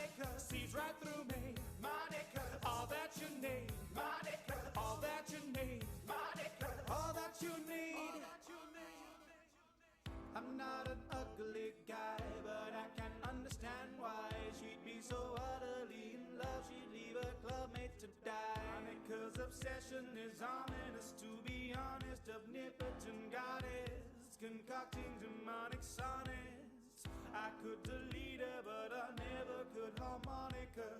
So I'm trapped here forever, was my harmonica. Never thought I'd get it, girl, literally out of this world. Guess she controls the universe. Looks like it's just the two of us. Just the two of us. In this classroom in the sky. Crimes of passion are just fine when enacted on AI. Just the two of us. Quite a drastic pickup line, leaving characters to die, just to guarantee your mind. She seems so sad and lonely. Don't think there's any hope for me. This hell is members only. Why did I say okie dokie? Why did I say okie dokie? Why did I say okie dokie? Okay. Why did I say okie dokie? Why did I say okie dokie? Say okay.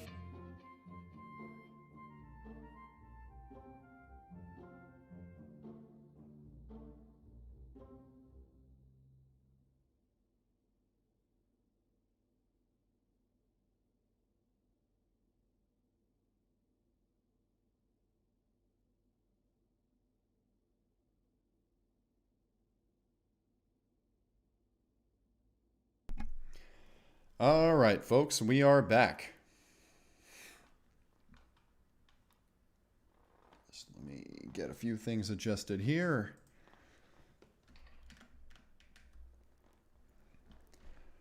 And there we go.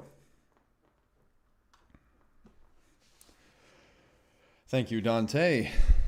All right, so let's go ahead and just dive back into it, shall we? I wake up hours later. According to the clock, there's a few minutes left before class is over and club time begins. Medji's asleep. I sit up and begin gathering my stuff when a shadow looms over me. I look up sheepishly at the nurse. And just where do you think you're going? My club? Sit back down. I need to change your wrappings. I sit down and let her change the bandages after cleaning the wounds. Are they all right? Just keep them clean and bandaged up and you'll be fine. I don't want to see you in here again. I'll certainly try. I grab my bag and leave. First things first, I want to make sure Yuri's okay. I make my way over to her classroom. I hear some whispered comments as I pass and feel some eyes on me, but I ignore them. At that moment, Medji wakes up. I hear him yawning. Hey, Medji. Guess I'm getting the silent treatment. Not like I don't deserve it, I guess. I try and keep my tone friendly. I'm going to go get Yuri and go to the classroom. Sound good? Sure, do whatever you want. Damn it. I walk into her classroom and see her at the protagonist's seat, putting away her belongings. Yuri? She sees me and rushes over, looking concerned. Meiji, shouldn't you be resting? I'm feeling well enough to walk at least, don't worry. I actually came to take you and Monica to the club. I'd pick up Morimoto-san, but after yesterday's little debacle, I don't think she'd want to see me. Well, that's very kind of you. As for Natsuki, I don't think she hates you. She's just not used to you yet. Hold on, I'll be right out.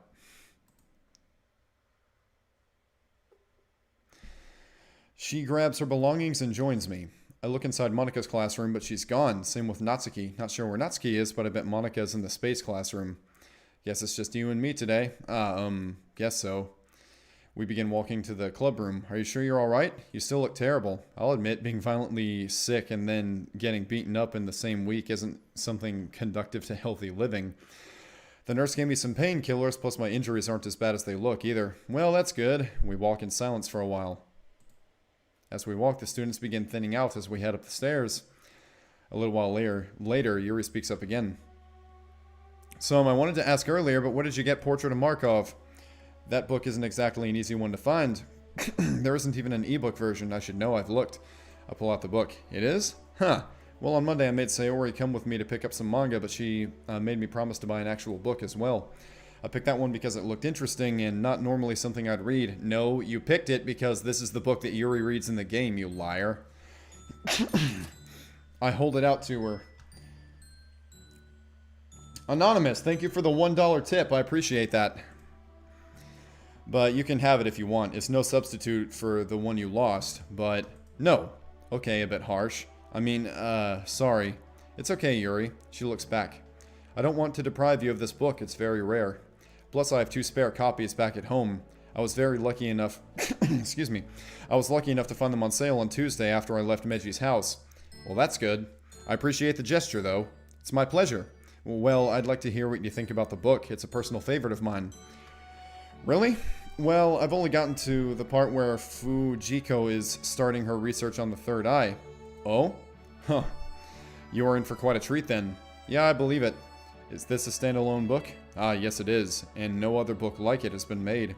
What do you mean? Well, the manuscript apparently just showed up one day in multiple publishing houses' mail. No one could find the author. That's odd. Did they all publish it? No, it was just one publisher, and sadly it was panned by the critics. They referred to it by a few names I don't wish to repeat. Sure, that's fine. Oh, we're here. Thanks for the walk and talk, Yuri. Ah, no problem at all, Caesar. We both make it to the club where Yuri makes a beeline for the closet. She grabs the tea set. I start to close the door when Sayori bursts in. Caesar, are you doing okay? Does it still hurt? Unfortunately, but not as bad as before. The nurse gave me some painkillers. Good. Don't scare me like that again. Behave, doggy. Woof. What the hell? Seriously, come on, Meji, isn't this a bit much? Good boy. You seem chipper, even after lunch and earlier this morning. Did something happen this morning? We'll tell once Muramoto-san and Monica arrive. Wonder where they are. Well, while we wait, I have a huge favor to ask. I'm kind of hungry. Do you have enough money to buy a snack? I raise an eyebrow and smile. After all... Why are all the characters here so wishy-washy with their emotions? Earlier, Sayori was pissed at the player for getting in a fight. Now, she's again pretending like the fight didn't even happen. I might not know you as well as Meji does, but your appetite certainly is legendary. Meji, did you tell him? Come on, this is getting ridiculous. I've seen it firsthand, remember? Little cinnamon bun? Heh, cinnamon bun. Did Meji call me that? No, that's my new nickname for you. Meanie, now I want cinnamon buns. Accept the retribution. I know how sneaky you really are. Where's the rest of your money? At home, I bet. I bring out Meji's wallet. Well, if anything, I'm weak to a woman's charms, so why don't we go and get you something to tide you over until dinner? Weak to a woman's charms, huh? Well, I mean, and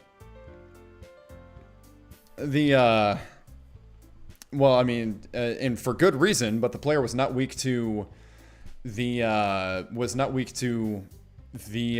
woman attempting to charm him in a very crass manner earlier today. Yuri, do you want me to get you anything? I'll be fine, don't worry about me. Nonsense, I insist. Well, if you're insisting, I'll be fine with something that goes well with tea. Are you sure? I can get it myself, you know. She's so cheerful all of a sudden, really fits her. I mean, yeah, that part of it does really fit her, but getting pissed at the player for getting in a fight instead of being worried for the player's well-being does not fit her. They didn't break Meji's legs, Sayori. I can walk fine. Besides, you'd eat all the snacks before you got back. Meanie, let's go. Sayori leads me to the nearest vending machines, which are downstairs. If there's one thing I like about Japan, it's the uniqueness of the vending machine selections. I get a small matcha cake for Yuri, a few cookies for Natsuki, a coffee cake for Monica, and I let Sayori choose sweets for herself. I get a small candy bar for myself. Once we're loaded up with goodies, we head back. When we get there, I see Natsuki's already arrived. She's grumbling about something in the closet. I hand the matcha cake to Yuri, who's brewing some tea. Then I turn to Natsuki. Muramoto-san here. What's this? A peace offering. You think something as simple as a few cookies would sate my wrath? Wrath? Why? What reason do you have to have wrath? I mean, I've already talked about this ad nauseum, but there really is no good reason for Natsuki to be this pissed off at the player. Even with Natsuki's temper. She grabs the cookies. Obviously not, but I figure to start, listen, can we talk somewhere alone? Alone? Why? Why alone? Whatever you have to say to me can be said in front of the whole club. Yes, exactly. Fair enough. Listen, I want to apologize to you for lying and for anything else I may have done to make you hate me this much. Ah. You idiot, I don't hate you. I'm just pissed that you made Sayori cry. I already talked about this last time. I don't need to say it again. I know, and you have every right to be angry. I should have said something from the start. Grey Book Cage, all 90 pounds of her wrath. Well, I think 90 pounds is being a bit optimistic. She might weigh 80. You're damn right you should have, but Sayori seems to be feeling better today, so I suppose I can give you another chance. Also, I heard about how you rushed to help Yuri from that bitch. Yay, that took balls. I'm impressed. Did I mishear her? What did you say? I'm impressed, okay? Oh, well, thank you, Moromoto-san. Natsuki. Pardon? You can call me Natsuki. Seriously, don't make me repeat myself. Okay, thank you, Natsuki-chan. I can't help it. She really is cute when she's like this. Don't push it. Alright then, buddy. I'm not your buddy, friend. I'm not your friend, gal. Oh, God. They're quoting South Park. I'm not your gal. Okay, come on. No, Natsuki is not this dense. She would, like, after one run-through, she would get the joke. I'm not your buddy, friend. Monica, can you tell Caesar here to, Monica, Natsuki lances around. Monica still hasn't arrived. Before anyone can say anything, the door slides open and Monica rushes in. Sorry, I'm super sorry. Monica runs in out of breath and begins coughing. Yuri hands her a cup of tea. Are you alright? Monica downs the contents of the cup in one gulp. Yeah, I just seriously lost track of time. Hopefully I didn't worry you guys. No need to worry, Monica. You're right on time. Oh, that's good. So, did I miss anything? Natsuki and I made up a bit. I still don't know about you, but Sayori seems okay with the current situation, and someone who can stand up to Ye can't be all bad. Thanks. Well, before we all settle down and do our own thing, here's something I'd like to confess again, and don't worry, this just happened. Yesterday I found out that a few days ago our club president here was kicked out of her house. She spent the night in Meji's sister's room last night, and unless Meji's parents don't agree, she'll be staying at his house until something can be done. The other girls take a moment to process. Why didn't you tell anyone? Honestly, I can't think of a good reason. I should have told someone I know. And why did I say okie dokie? You sir just earned yourself 10 bonus points. Well, thanks, man. I appreciate that, Aiden. Megala Bolga says, but in some way they're all like that. They just throw a tantrum, and then all of a sudden, for the most stupid reason, they are kind and sweet. Yeah, but the tantrums that they throw in the original game, they're very mild. Like, they're the kind of thing. It's not even like a tantrum. It's more like it's more like a hissy fit. And then after the hissy fit, they move on from that. And a hissy fit is the sort of thing, like, you know, it kind of annoys you for a few minutes and then you move on. The closest thing to a tantrum was what happened with Natsuki and Yuri when they had that argument. And after that, they made up. And it was several minutes of them making up. And then they ended on a happy note. So, I don't think so. I think that this game they'll take really big arguments and actual tantrums, and then they'll just brush them aside like they didn't even happen. And then everything will be super, like, happy and okay for a while. Then they'll go back to being super upset about the tantrum from earlier, as if they had a momentary lapse of memory, and they just completely forgot that happened until, boom, now they remember it again, and now they're traumatized again. So that's the thing that's getting me with this. But Caesar, you did good, and maybe I was a little too hasty to judge you. She slugs my arm a bit. Glad to hear it. I hold my arm in fake pain. Just don't break my arm. I'm already in a lot of pain as it is. No promises. The girls burst out laughing again. I laugh along with them, but then the laughter dies. But what if Meji's parents don't let Monica stay? That's the million-dollar question. Is it really? I mean, didn't they already decide that they're going to see if Sayori's parents would be okay with it? Look, I don't think his parents would turn Monica away outright. They might talk to Sayori's parents about letting her stay there instead. Mom would definitely agree. On the off chance she doesn't, though, what are you going to do? I'd offer for you to stay with me, but Dad wouldn't allow it. Oh, gee, wonder why. You could stay with me. My parents are paying for the apartment I'm living in. You live by yourself? Huh, I didn't see that coming. Yes, it's a small place, but it's cozy. I'd be willing to share. Nah, it's okay, Yuri. I appreciate the offer, but I couldn't invade your personal space. I know you need time to decompress after school. Well, I mean, then, Monica, what are you going to do? Everyone, it's okay. I'll be fine. Don't worry. Let's just spend the day as we always do before we share poems. With that, the crowd disperses.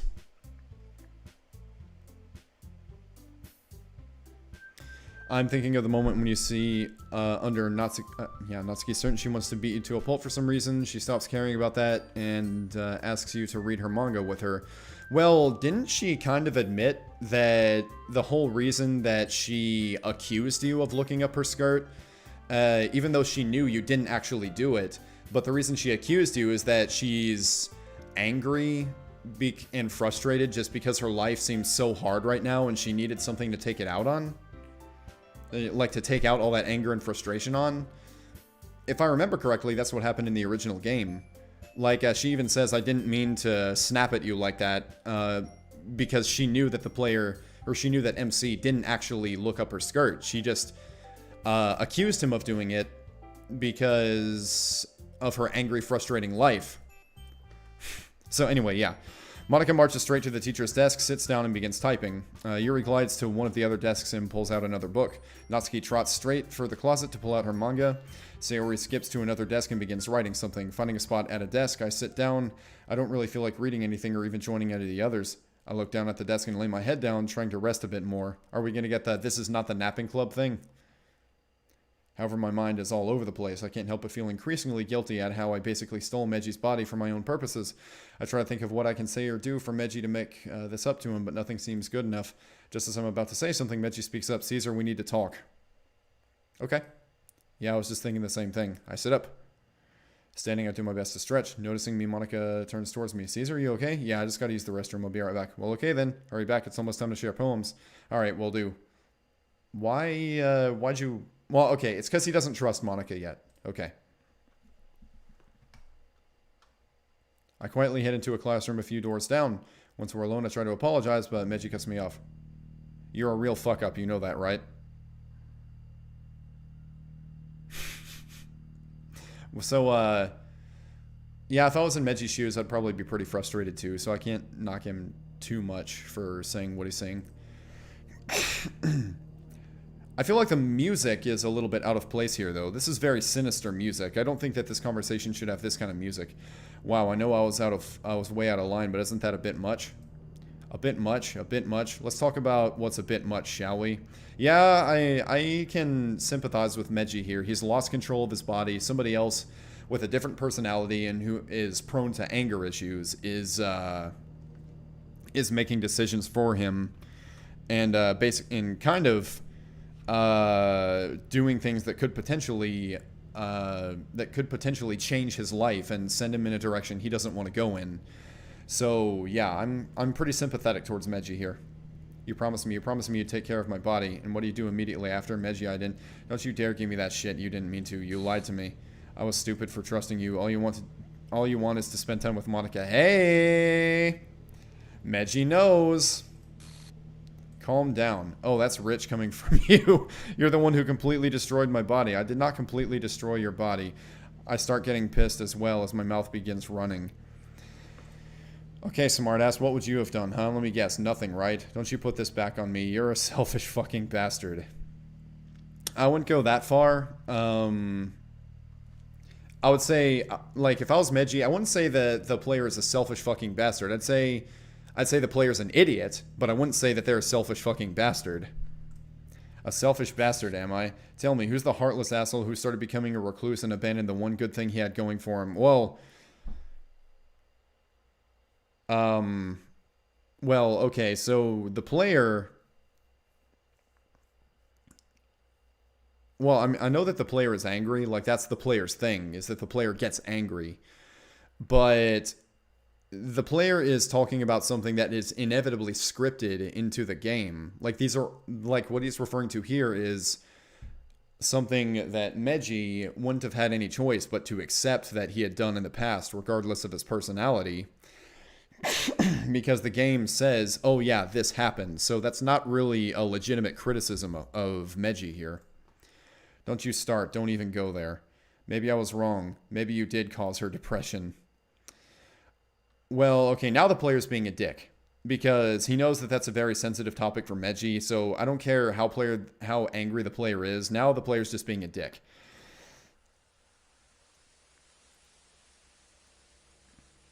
Oh, that's it, you fucker. Now Meji is trying to, Meji's trying to push the player out.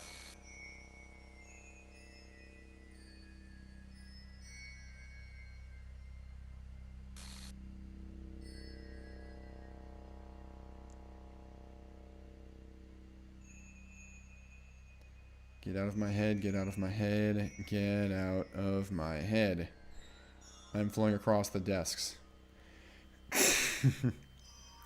He is here, I am here. I ignore the pain because only one thing matters. He must die. Crack his neck. My life was perfectly fine before you showed up. It was simple, ordinary, standard issue, and I was happy with it. But then you showed up. So the level of anger from both MC and the player here is way too out of line. Caesar, Meji? What are you doing? What's happening? This doesn't concern you. I hit the antagonist. Wait, what? Monica's thrown back against the wall, slamming into it and slumping down, a look of shock and horror on her face. So, hold on.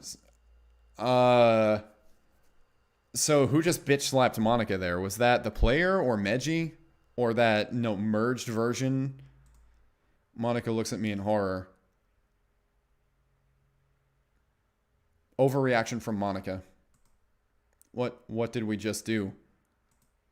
I try to speak, but I can't. I'm trembling just as much as Monica is. The two of us look at each other, breathing heavily. So wait, what's happening now? Are they separated, or did they merge back together somehow? Caesar, I try to move Meji's body, but it's still paralyzed in fear. Finally, I get the left arm moving and grab a nearby desk, weakly pulling myself up as best I can. Why is Monica reacting this strongly? She knows that she knows that some weird shit has been going on with the player and Meji. However, I can't stand up and just manage to crawl. I weakly pull myself towards Monica. Caesar, please don't...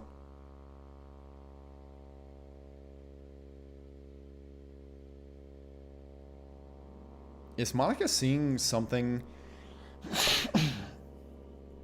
Is Monica seeing something that the rest of us aren't seeing yet? Monica knows about this weird merged version of Caesar and Meji, so... in that weirdness, she probably should have known something was amiss. So her reaction here seems out of line. Like, not out of line, but it seems overboard again. Like, why does she have this fear of death in her eyes?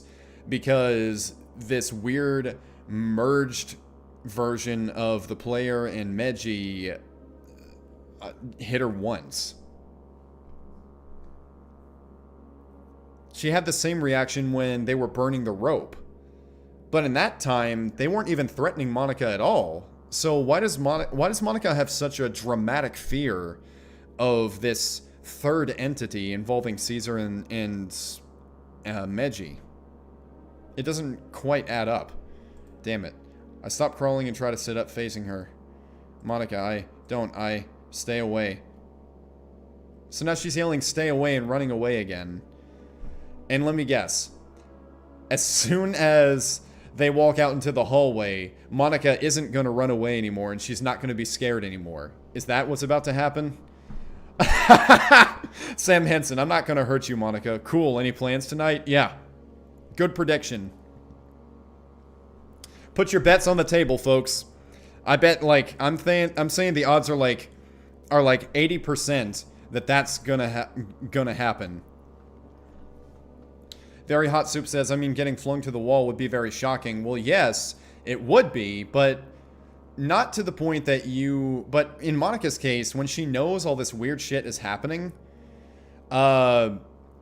she shouldn't be like, oh no, he's on a death rampage. She should just be like, whoa, okay, something weird's going on here. And try to, you know, try to calm the player and Meji down. Chaos and order. Well, yeah, I mean, Devilman, I know what you're saying about chaos and order, but they're swapping back and forth between the two way too much. So, anyway, let's see what happens. I try to run after her, but I'm still too weak. What the fuck? What in the actual fuck? Did I really say those things? Wait, what the hell? God, I really am an asshole, aren't I? What the hell just happened? Yeah, I don't know. What did we just do? I don't know. Yeah, I got the reference. That was the room. The two of us go silent for a bit. Meji? Caesar, listen. Wait, let me go first. Okay. You're right, I was completely out of line. Oh, now they decide to make up. Now they decide to put everything behind them. Yeah, you were, but I shouldn't have reacted.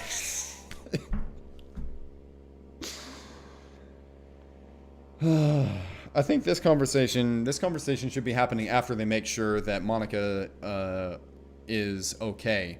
Which in all likelihood, yeah, she's okay. Like in all likelihood, Monica was okay as soon as she stepped into the hallway. As soon as she stepped into the hallway, she went from, you know, fearing for her life to, you know, being mildly upset. And then Caesar and Meji are going to say, I'm not going to hurt you. Then she's going to be totally fine. Are you kidding? You?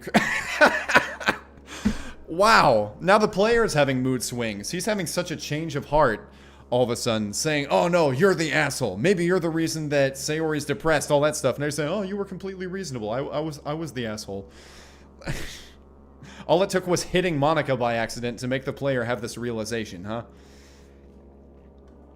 You're right, it did break a promise. Why are you talking about this right now? And why the sinister music while they're talking about this? Sinister music is not what you do during a makeup unless the makeup is supposed to be fake.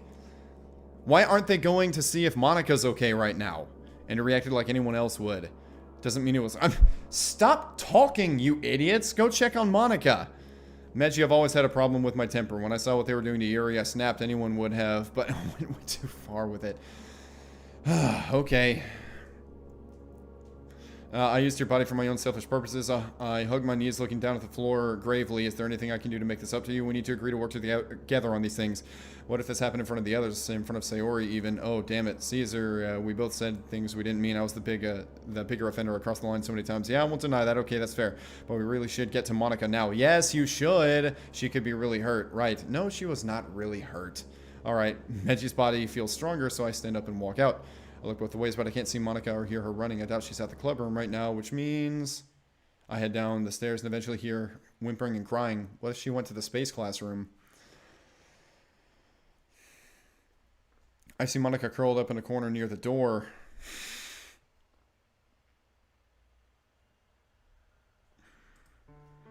What are you gonna do? I'm fucked. I slowly walk up to her. Seeing me, she bolts up. Please don't hurt. She looks like she's about to run. I stop and raise my hands. Monica, I promise I'm better now. But how can you be sure? You two were separated. I sit down slowly, making myself smaller. Seeing this, she slowly sits across from me. I don't know what happened, but what I do know is I screwed up. Again, Monica wipes the tears from her eyes. Caesar, we both screwed up. I look down at the ground. I understand if you hate me now, I really am sorry. We both are. Yeah, I can't stop feeling the guilt and terror. Neither can Meji. Monica looks away from me. Caesar, I hold my breath. You really hurt me. You know that, right? That really hurts to hear, but it's the truth. Her look of terror and disappointment slowly begins vanishing. Well, they were kind of out of body at the moment. Like, yeah, if they were, like, fighting for control over the body and then they were separating... When you fear for your life, but only go down one flight of stairs. But I don't hate you. I couldn't. It's just not who I am. Actually, no. Yeah, that's fair. I was gonna say she certainly hated the bully earlier, but yeah, she can't hate the player because she's programmed not to. So yeah, that's fair. I lean against the wall, looking up. I'd understand if you did, though. Monica moves over and sits next to me. I don't know what happened yet, but I'm not angry at you anymore. Well, maybe you should tell her what did happen, and that is that weird entity of the two. You know, the merged version of the two of you took control for a second there, and that's what hit you. But I am concerned. I don't know what happened. I nod. Same here. I feel like... Well, so even she... It sounds like even she knows that was not actually Caesar or Meji. So why is she why would she be angry at them? And why would she be like... Why would she be scared to see them again? I feel her put her arm on mine slowly. She leans on my shoulder. I forgive you, both of you. But please promise me that you two will try your best to keep that from happening again. Well, I mean, it seems like this other entity that's taking control every so often, it seems like that's kind of an inevitability, but it seems like it also only happens for a few seconds. So maybe when you feel that happening, when Caesar and Meiji feel that happening, then what they should be doing is telling Monica to get away for a few seconds and let this entity do whatever it's going to do. And then when they go back to normal, to say, okay, Monica, we're good now. I don't want you getting hurt from whatever just happened.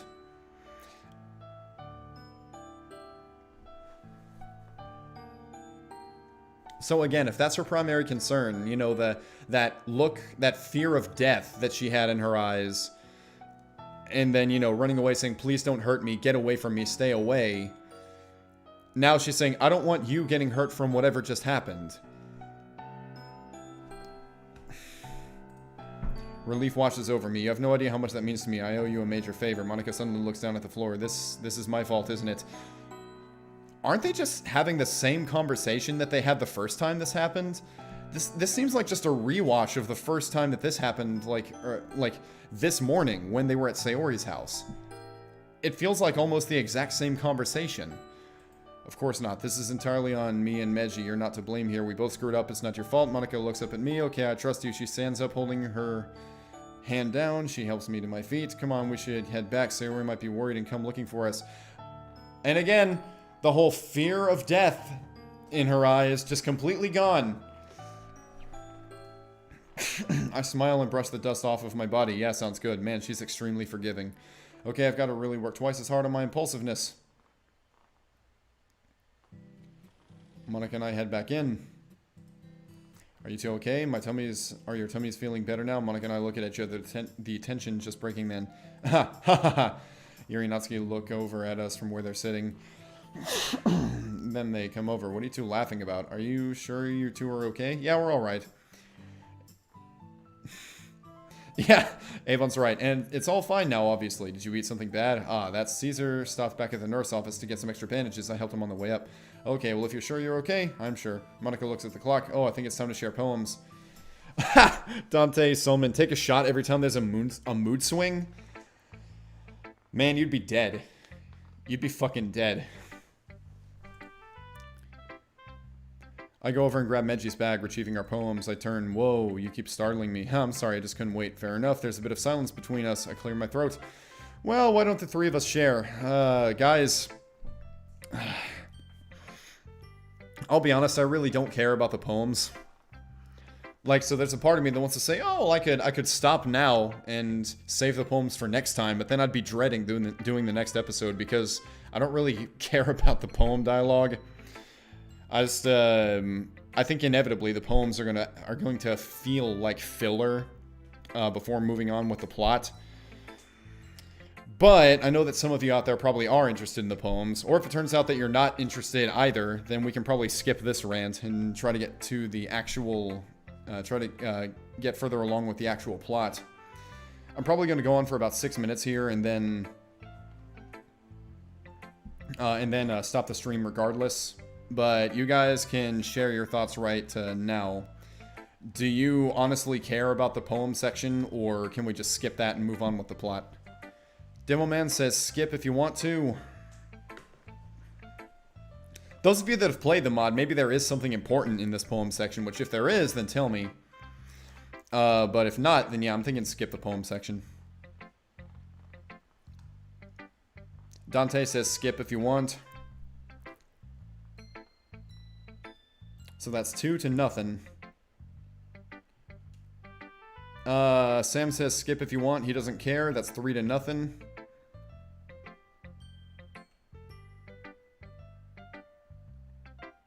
Alright, skipping time.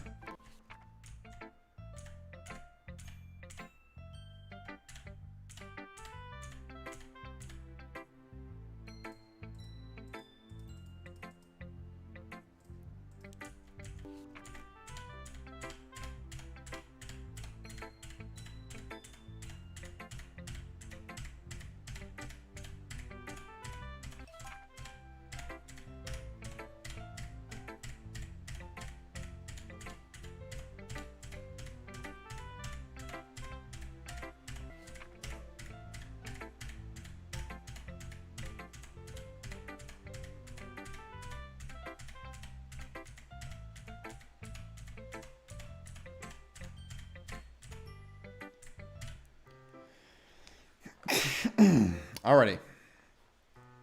It's like the game can't make up its mind who I'm appealing to. There's no harm ending, I hope. That'd be such a mess. Well, with the absence of a poem game, I guess it's improvising. I wonder where the minigame is. Anyway, weird. Maybe Monica knows. I begin putting my stuff away as I'm pondering this. As Monica and Sayori continue to talk about the poems, I see Yuri walk over to Natsuki. Uh-oh, I hope they're not getting into a fight. I walk over just in case. Ladies, everything okay? Yuri and Natsuki look up at me. Hello again, Caesar. What's going on this thread? You're not gonna start fighting, are you? No, you dummy. Yuri was telling me something. Oh, what about? About Natsuki's poem. I was asking her about it. I guess she doesn't want Natsuki to get mad at me for mentioning her. Still, I wonder, will it be beach poems to answer your question? Yuri, yes. I mean, people who judge others based off a hobby is stupid. Kian, don't worry too much about it. If you do it on your own, it isn't hurting anybody. What's the harm? Yuri looks surprised by Natsuki's words. I didn't know you felt that way. What's that supposed to mean? I didn't mean to. Hey, it's okay. Well, that was unexpected. Did Natsuki just apologize? So strange. I agree. It's okay, Yuri. I understand. Go on. You're absolutely right, Natsuki. Plenty of hobbies don't hurt anyone. It's nobody's business. Hey, we're agreeing on something. I'm glad we agree as well. As both women talk, Meiji speaks up. It's nice seeing them like this. It really is. But this may lead to beach poems. Beach poems. In the game, sometimes Yuri and Natsuki write about the same topic. That is, if the player doesn't appeal to them as much. Oh, okay. Hey, I have an idea. Yes, so do I. Let's write about the same topic. Hey! The girls look shocked that they seem to have the same idea. Did we just have the same idea? Looks like it. I suppose it was. What do you want to write about? Caesar, any ideas? Me? Yeah, dummy. You know, I shouldn't interfere here. Well, since it was your idea, shouldn't you come up with one? Huh? Come on, Caesar. No, Natsuki. He is right. Remember what happened yesterday. We shouldn't get Caesar and Meiji involved. I guess she doesn't want to be reminded. Yeah, I suppose you're right. Sorry, Caesar. It's okay. I've got an idea. Let's write about the beach. Oh, why's that? The beach is awesome. Well, I'm okay with that, even if it is a bit inane. What was that? Nothing. Oh, what a surprise. I didn't expect to get involved in that discussion. What's going on with you, script? Okay, everyone. We're all done reading each other's poems, right? Something extra planned today, so if you would come to the front of the room, it's about the festival. Well, sort of. No, it is about the festival. Do we really have to do something? Oh, so it's just is this just a rehash of the original game? Okay, so I'm gonna... So I'm gonna skip through this unless we see something unique. Performing, Monica, yeah, Sayori's putting it all together. Hey, we actually get to see the poster. That's cool.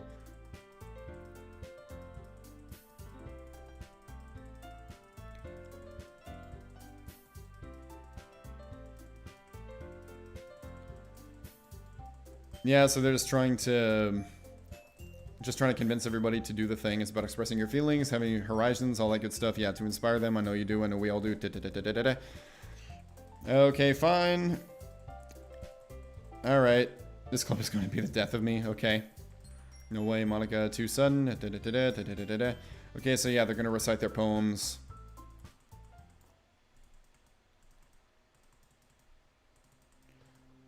Okay, well, this is just more poetry, so, again, I don't really care about the poetry. You guys already voted to skip that, so...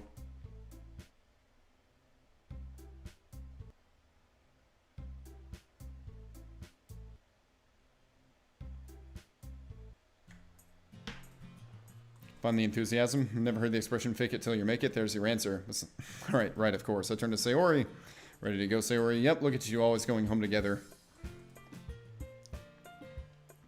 She is Meji's bestest friend, and he's still here. It still must be nice, though. How am I supposed to respond to that? Okay, so this is more from the original game stuff.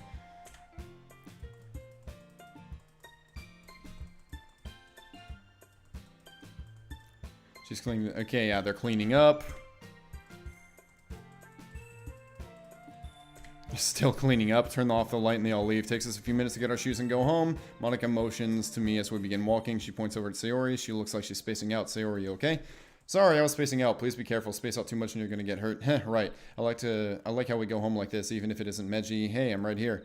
He heard that, and we both like it. It's just nice to walk home with someone to talk to. Now that Monica is living at Meji's house, it's gonna be more fun. I phrased that poorly. That doesn't look like a happy smile. Monica's thinking the same thing. This can't be good. That doesn't sound too pleasant. If it goes the way it does in the original game, it won't be. But Monica did not fuck with her head, so it really shouldn't be going that way at all. I was thinking about something from earlier. What about Sayori? She fumbles her words, take a deep breath. Can I ask Meiji a question? Let's say that you get back control, and after that, Yuri or even Natsuki ask you to walk home, would you? No question at all, I'd walk home with Sayori. Great, now give me some reasons why. Best friends, spacing out too. She pokes my cheek. Yeah, sorry, Meji and I can communicate without me needing to speak. Sayori Meji would walk home with you without question. He cares deeply for you and feels guilty about how you've been growing further apart. But why does he need me? I'm just a rain cloud. On his sunny day, Monica moves to hug Sayori. Monica, no one in the club sees you that way. Not Natsuki, not Yuri, not us. I got to know Meji and Caesar a bit earlier, and I assure you that there's no one more important to Meji than you. I put a hand on Sayori's shoulder. You're important to him very, very much. Sayori looks startled by this affectionate exchange. She tears up a bit, but maintains her smile. I see, thank you. We walk in silence. We make it to Sayori's house first. Thanks for listening, guys. No problem. Anything from my vice president. I'll see you tomorrow. I'll see you tomorrow, Sayori. Sleep well. Monica and I head back to Meji's house. I sure hope that helped. We'll see. We enter the house. What was that about? Any idea? This happened in the game too. Remember, she asked Meji about walking home with someone. She's jealous. But how? It's not like it's him doing anything. I have the face of her best friend. The hell's with Monica's reaction here? The man she's in love with. Shit, wrong move. I mean, did you shout at her? Why would you shout that at her? Damn it. Monica, I'm sorry. I didn't mean to yell. Monica should stop loving the player at this point. He is way too angry of a person. You know what this is? This is coming off as like minor abuse towards Monica now at this point. Like, you know, her saying, please don't hurt me, get away from me, and then she starts crying, then the player pulls her in for a hug and everything's better again. It's like the cycle of abuse. That really kind of creeps me out. What are we going to do? I'll tell you what we're going to do. We're going to save them all. Sayori, Yuri, Natsuki, and you. But I'm not in danger. We head into the living room. Don't forget your parents. Oh, right. And no, you don't get to delete them or alter them in any way. That's not solving the issue. You know I would never do that. Do we, Monica? I mean, you almost did earlier today. And honestly, why is that such a bad idea? If she's not deleting anybody, and she's just altering circumstances, then why is that such a bad idea? Just use those coding powers to save them, instead of to hurt them. It's like, use your powers for good instead of evil. Like, what's the big deal about that? I know you wouldn't. I'm going to change. Do you want to watch anything or read anything together? I'd rather get to know you a bit more, if that's okay. Oh my god. Can we not? That's fine. I'll be back soon.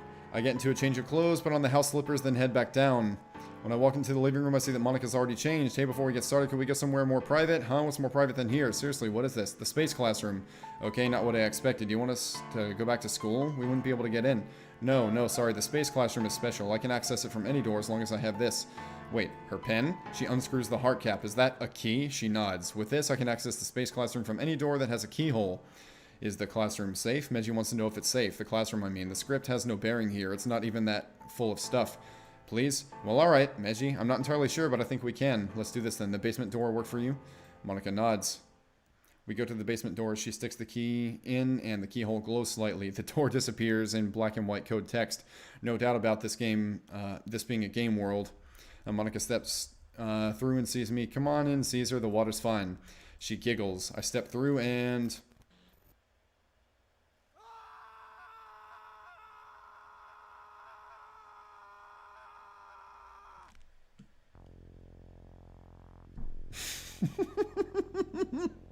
That wasn't that loud for me, don't worry, guys.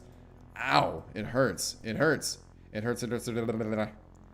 Make the pain stop. Make it stop. On a scale of 1 to 5, this is a solid 28. The moment I step over the threshold, something happens. It feels like I'm being torn apart molecule by molecule. All I remember is the screaming and searing pain all over my body. I try to move back, but I can't. It feels like an eternity before silence falls just as suddenly. My whole universe is nothing but suffering. Is this hell? Did I die? Please, God, save me. Gee, Caesar, Meji, Caesar, please wake up, please wake up. Why do I feel so sluggish? I try to open my eyes. I find myself lying on the floor looking up at the ceiling. What the fuck happened? Meji? No response. He is probably unconscious. Caesar, Meji, please tell me you're both okay. Monica rushes over. Caesar, thank God. Are you okay?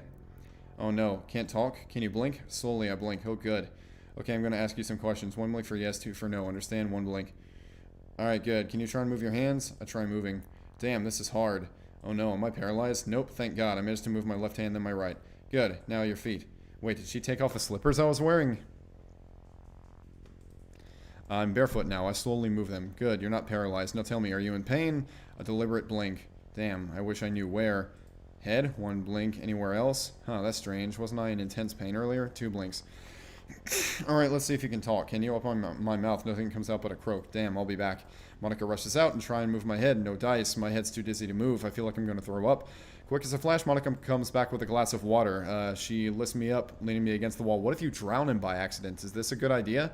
She brings the glass to my lips. I try to swallow, but I cough up the water, getting it everywhere. This doesn't even seem to faze Monica. She doesn't give up. Finally, the cool liquid flows down my throat. I try to clear my throat. What happened? Hold on, that voice sounds odd. I don't know. You don't sound too well. Maybe that shock affected your vocal cords. I shrug slowly. Feel dizzy. Head hurt too. Yeah, something's wrong with my voice. I'll get some pillows. Monica heads out again. She's really something. In the silence, I listen. Hold up. What's that? I stop breathing for a few seconds. I hear someone else breathing. I try moving around, and eventually I see, wait, what? What the actual fuck? Meji? Meji's lying on the ground, clearly unconscious. Ah, they separated.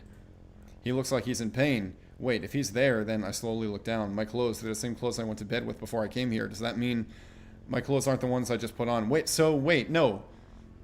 The player should have realized he was speaking English. He should have noticed he was speaking English and thought that that was weird too. They're the ones I fell asleep in the night before I came here. Holy, Monica comes back with a few pillows. She puts some behind me, then rushes over to Meji, putting one under his head. Caesar? Yes, I slur my words. Why am I feeling so weak? Are you feeling any better? I feel like I got drugged.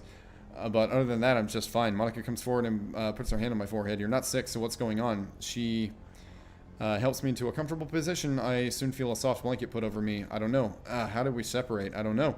But that's not important at the moment. You need to rest. What about Meji's parents? Don't worry, I made up his bed so it looks like he's sleeping if they come home.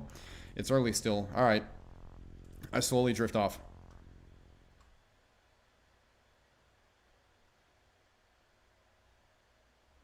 Ugh. I slowly open my eyes. Where am I? What happened? Oh, right. Pain, screaming. I remember. How long have I been asleep? Wait, what's this? Monica? I take the stock of my surroundings. So I'm lying on the floor of the space classroom. I have a blanket over me and Monica. Kien. In the space classroom, maybe they all talk in an unknown language, but they all understand it or something. She's cuddled up next to me. Oh, wow, she's holding my arm and her boobs are. My face. Oh. Buddy, really? After all the intense shit that just went down, that's what you're focusing on? Damn, this feels... But we can't be doing this now. Yeah, no shit. Hey, Monica. She stirs. She sees that I'm awake and jumps back. Hey, Caesar, you feeling better? Much. I clear my throat. What are you doing? I was just wondering what sleeping next to the person you love felt like, so I did it. Are you mad? No, not at all. I attempt to stand. Monica moves over and helps me stand. I guess I'm a bit taller than Monica. If the DDLC wiki is right, I'm about the same height as Yuri. He looked more handsome in person. Yeah, thanks, Monica. I look over at Meji. He still looks like he's in pain, too. I walk over. What are you doing? Waking him up. I walk over and shake him. What? I cover his mouth. Whoa there. Don't want to wake the whole neighborhood, too. You're in the space classroom, you moron. I slowly remove my hand. How did I have control back? But how? Ow.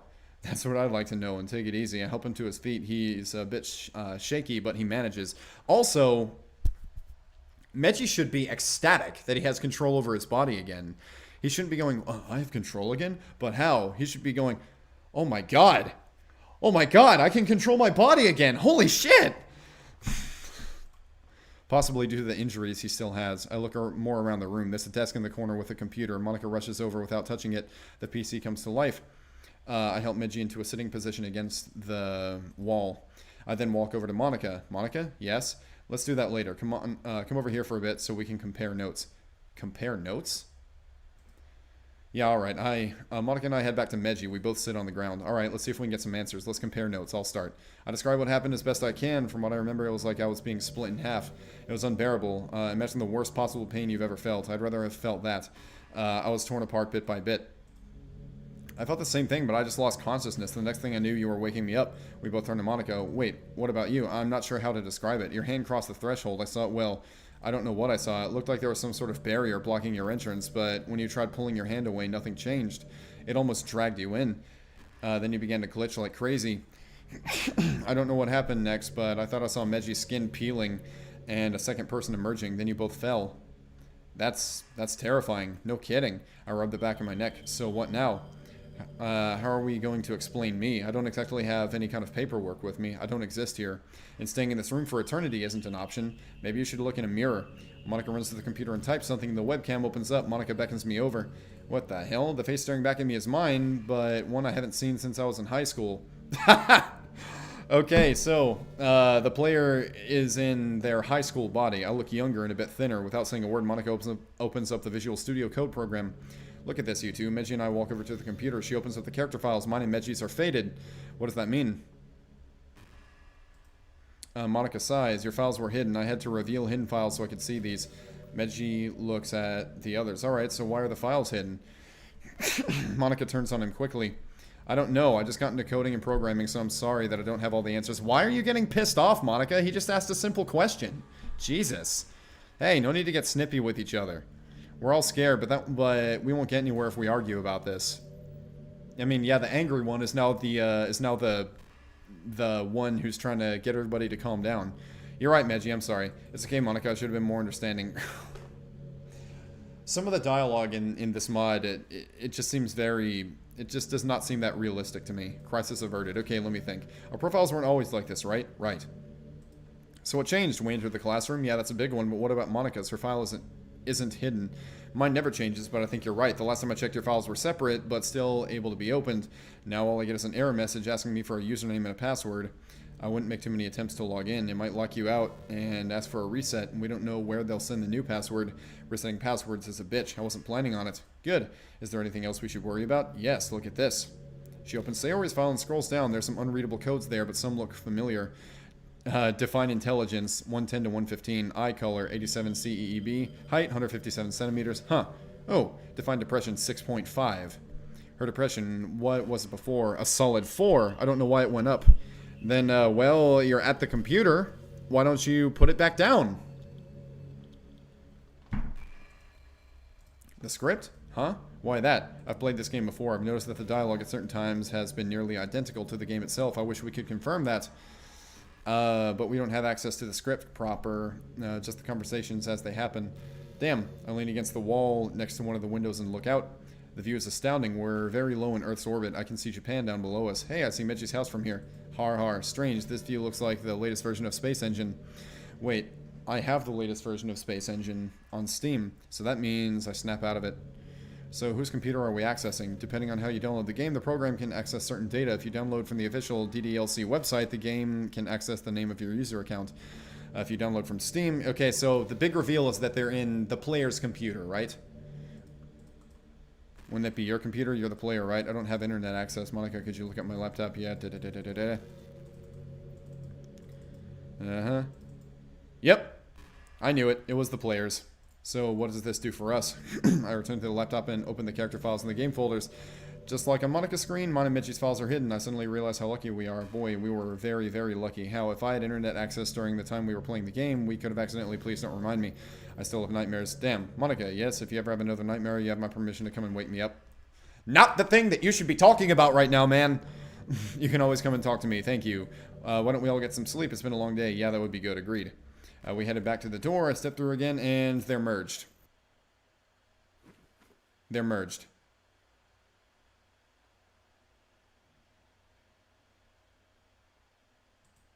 Ow. Wait, wasn't I just in the space classroom? What happened? Let's see. Monica walked through first. When I walked through, something happened. I felt something push into my back.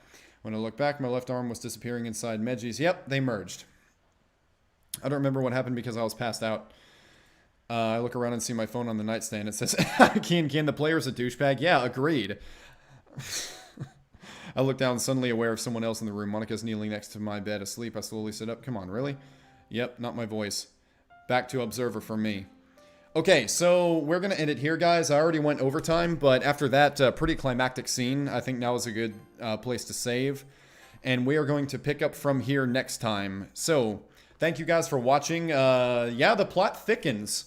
There were still some cheesy moments in today as well, but today was better than the day before. So I think what people were telling me that the mod gets a little bit better. Like that one day was kind of just too much cheesiness and too much sappy, over-the-top, like fan service romance kind of stuff.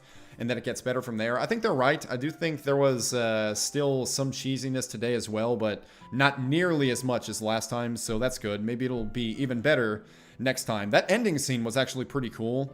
except for the player kind of, again, being kind of a douche and just deciding, hey, I'm gonna be emotionally comforting to Monica about her nightmares, despite the fact that we just had this existential